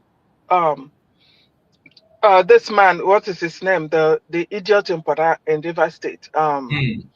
Wike. Because that's what he did, in Lagos. That's what Wike is trying to do in River State. So, you see, cover me, I cover you. Cover me, I cover you. That's what they are there. The Senate president, current one, all of them. Crime. Crime. They pick them wherever they are. The governors, Soludo, during his time in Central Bank, Uzodimba, fraud, all of them. Who are you going to name? And if you have not, check those that have not, and that sincerely, they will take you. They will find a way to take you out. If you stand up there and talk anything that is not to their dancing, they're gonna take you out, suspend you, or do something. You can. Who dare you open your mouth? That's why Abaribe told them and say, when they were saying, "Oh, is this?" The Northerners were saying, "We did this. Well, terrorists did this. Terrorists say, can we be?" Because they were talking like say that they fell down from above. And Abaribe said, "Can we really be sincere to our staff?" Because he knows they are the ones that are saying this. They are the ones creating this problem. Can we be truly, for one time, to ourselves, if we really need to say enough is enough? Who is fooling who? And if you watch those people that you see that are saying one Nigeria, let me tell you, majority of them are in abroad. Majority of them are in abroad. Majority, those of them back home have one thing or the other with politicians. Either you're washing their leg, or you're doing one thing, or you are their mafians. Or they are the ones. A real Nigeria cannot tell you that Nigeria is good. Check all this platform. Majority of the 31 Nigeria, they are in a foreign land. They don't care. Some of them left home for a long time. I'm sure they don't even know where to start. Most of them don't even know their relations anymore. So it's a corrupt system, and the only thing that will end it, because even us Biafrans, most of us are rooted in that corruption and crime, and we see it as norm, is law. Law. And most of the laws are drafted from even the Bible. Or the Bible is down to the law, each of them, but they're all saying the same thing. You know, so whatever they're bringing out about Nnamdi Kanu, the video, all of them now are saying the same thing. If he was preaching, we need to come together, we need to save our people, we need to equip our people. That's the same thing that they are doing now. The DSS, the minute, all of them. Even one of them in the Senate of the House was saying, it's time I'm going to equip my people. We have to find a solution to this. Either we allow every Nigerian to carry a gun so that they can defend themselves. Otherwise, they will all be swallowed. So they are all saying the same thing. Defend yourself. And that's exactly what Simon was saying. Exactly what Nnamdi Kanu said. They're just leaders for their people. They come out to voice out. A lot of people are looking for who will come and voice out because they're seeing what Nnamdi Kanu is passing through. So a lot of people are scared to even voice out. So we should appreciate this, our people. Mazi Nnamdi Kanu. We should appreciate Simon Ekpa. We should appreciate Dr. Ngozi Arabeze, who have volunteered themselves, sincerely guided by the spirit of our dead heroes. And be grateful for them, that they are in our midst. Biafrans, we are blessed. Biafrans, we are blessed. A lot of people are jealous of what we have. Yes. A lot of people say they wish this Mazi Nnamdi Kanu come from them. They wish Simon Ekpa belongs to them. We are blessed, and we must say thank you, God, for that. Thank you so much, Project. God bless you, and God bless you. And my brother Greg, that is always there. And I think there's this other, a lot of our brothers that are always there in the morning. You know, I said God bless each and every one of you. We're doing what we can do, as you know, to make sure we're voicing out. And it's very important. It's very important that we put our voice in solidarity, that we want our freedom. We want to be free. Even I came from Imo State. If Imo State now say, oh my, Imo State no go area now, the boundary is all secured, and trust me, I'm ready to go home. I'm missing home a lot. I will be visiting America because being a citizen, you can fly at any time. I'll be visiting, but I'll go home. I will completely go home. There's no place like home. No place like home. Thank you, everybody. Thank you for standing in solidarity with our leaders, both Nnamdi Kanu, Simon Ekpa, Dr. Ngozi Arabeze, and the big decade that we have, that the spirit is so strong.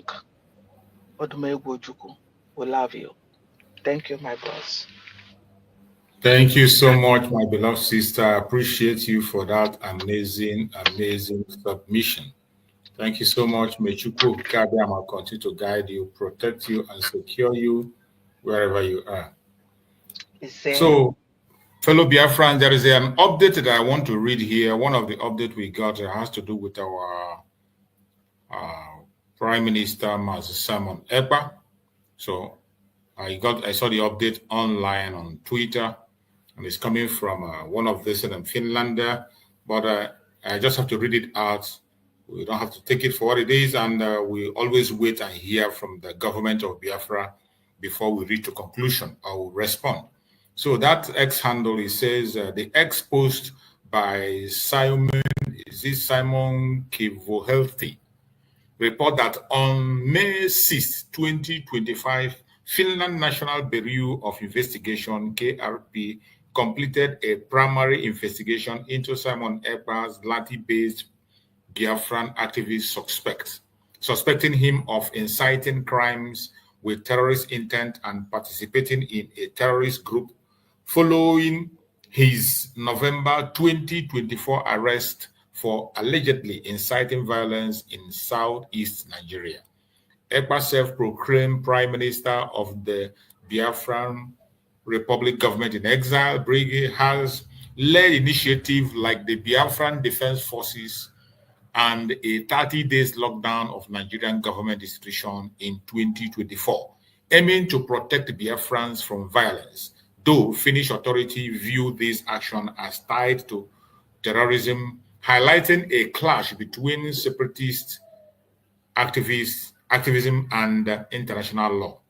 The investigation stemmed from diplomatic tension as Nigerians accused Ekpa of disrupting bilateral relationship by inciting violence with the Finnish ambassador, noting in 2024 that Nigeria National Security Advisor provided evidence reflecting broader geopolitical friction over Biafran separatism, a movement rooted in the Igbo people's historical grievance since the 1967-1970 Biafran War. So, whatever they are writing here doesn't really make any sense for me. They are just, all we are waiting for now is to get a response. We want to get a response, and once we get a response, if they want to charge Mazi Simon Ekpa, let them come to their court and charge him. Let us know what they're charging him. Whatever accusation they are bringing, whatever evidence they say they have to present it. And I bet you, as the case of Mazi Nnamdi Kanu is going on, Mazi Simon Ekpa is coming out, and everything is going to move forward, and we will continue to do what we have to do. Thank God today we have moved to the DC, Washington DC, where everything is happening. That is where we are today, and everything will be laid bare for the whole world to see and be the judge. I appreciate everyone that have been part of this program from the beginning to the end. Thank you for being part of this program. May Chukwu Okike continue to guide and protect every one of us. Continue to pray for Mazi Nnamdi Kanu, as we are going to be back again tomorrow, same time tomorrow. We're going to be here to give you update and also make a review on the case of Mazi Nnamdi Kanu, as we always do. Tomorrow is another day. May Chukwu Okike guide and protect every Biafran. May Chukwu Okike guide and protect our Deputy Prime Minister, Dr. Ngozi Orabueze. May Chukwu Okike guide and protect our Prime Minister, Mazi Simon Ekpa Njoko. May Chukwu Okike guide and protect our Supreme Leader, Mazi Nnamdi Kanu. Thank you so much for being part of this program. No weapon formed or fashioned against us shall prosper. Thank you. Stay blessed and see you again tomorrow. Thank you so much. Bye-bye.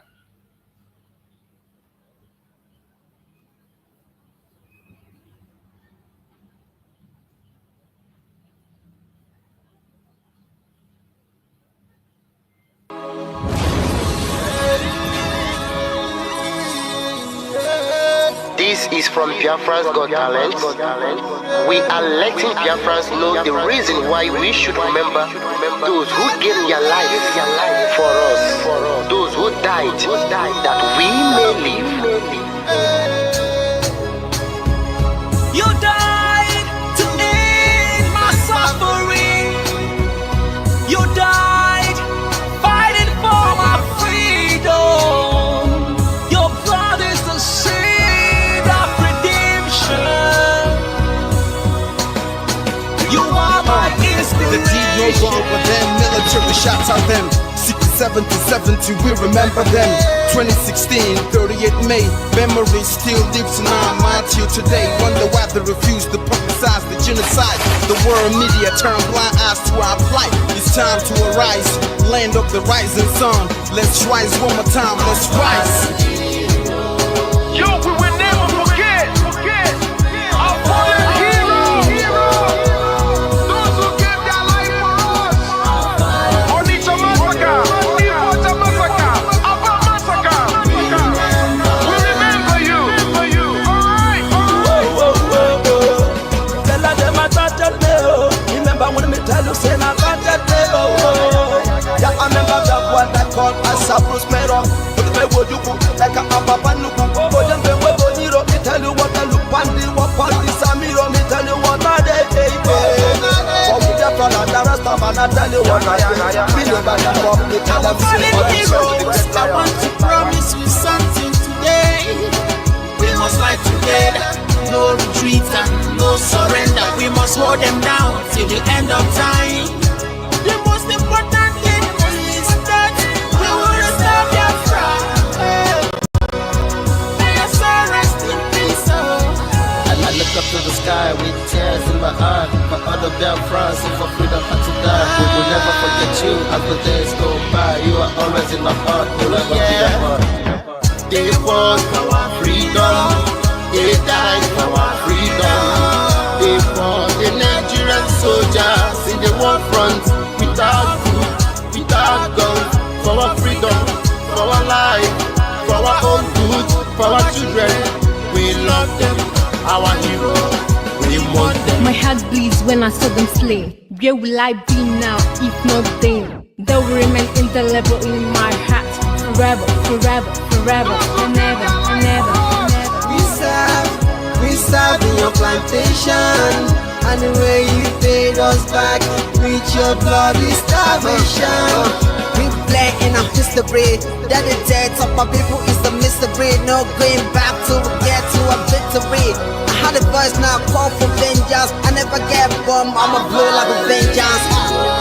Yo, we will never forget.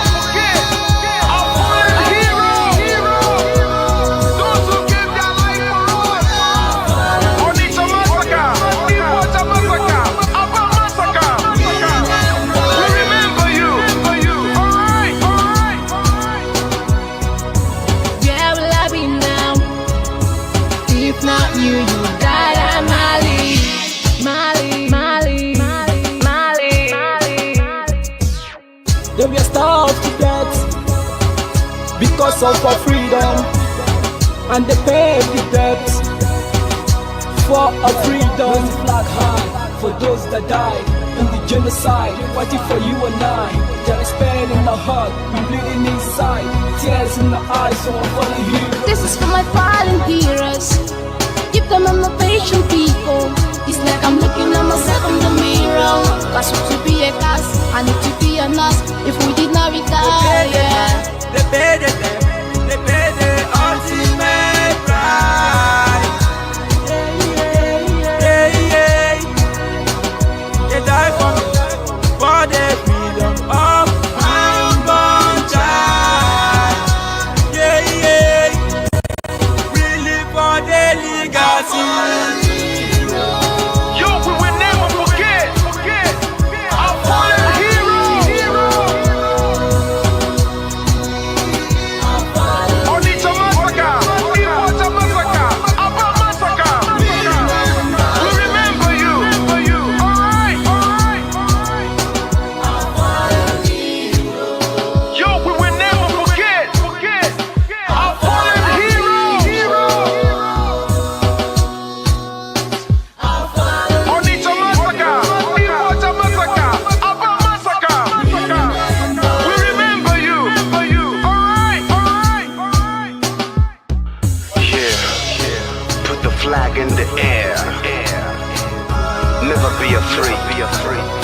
March on, cause we are more than conquerors.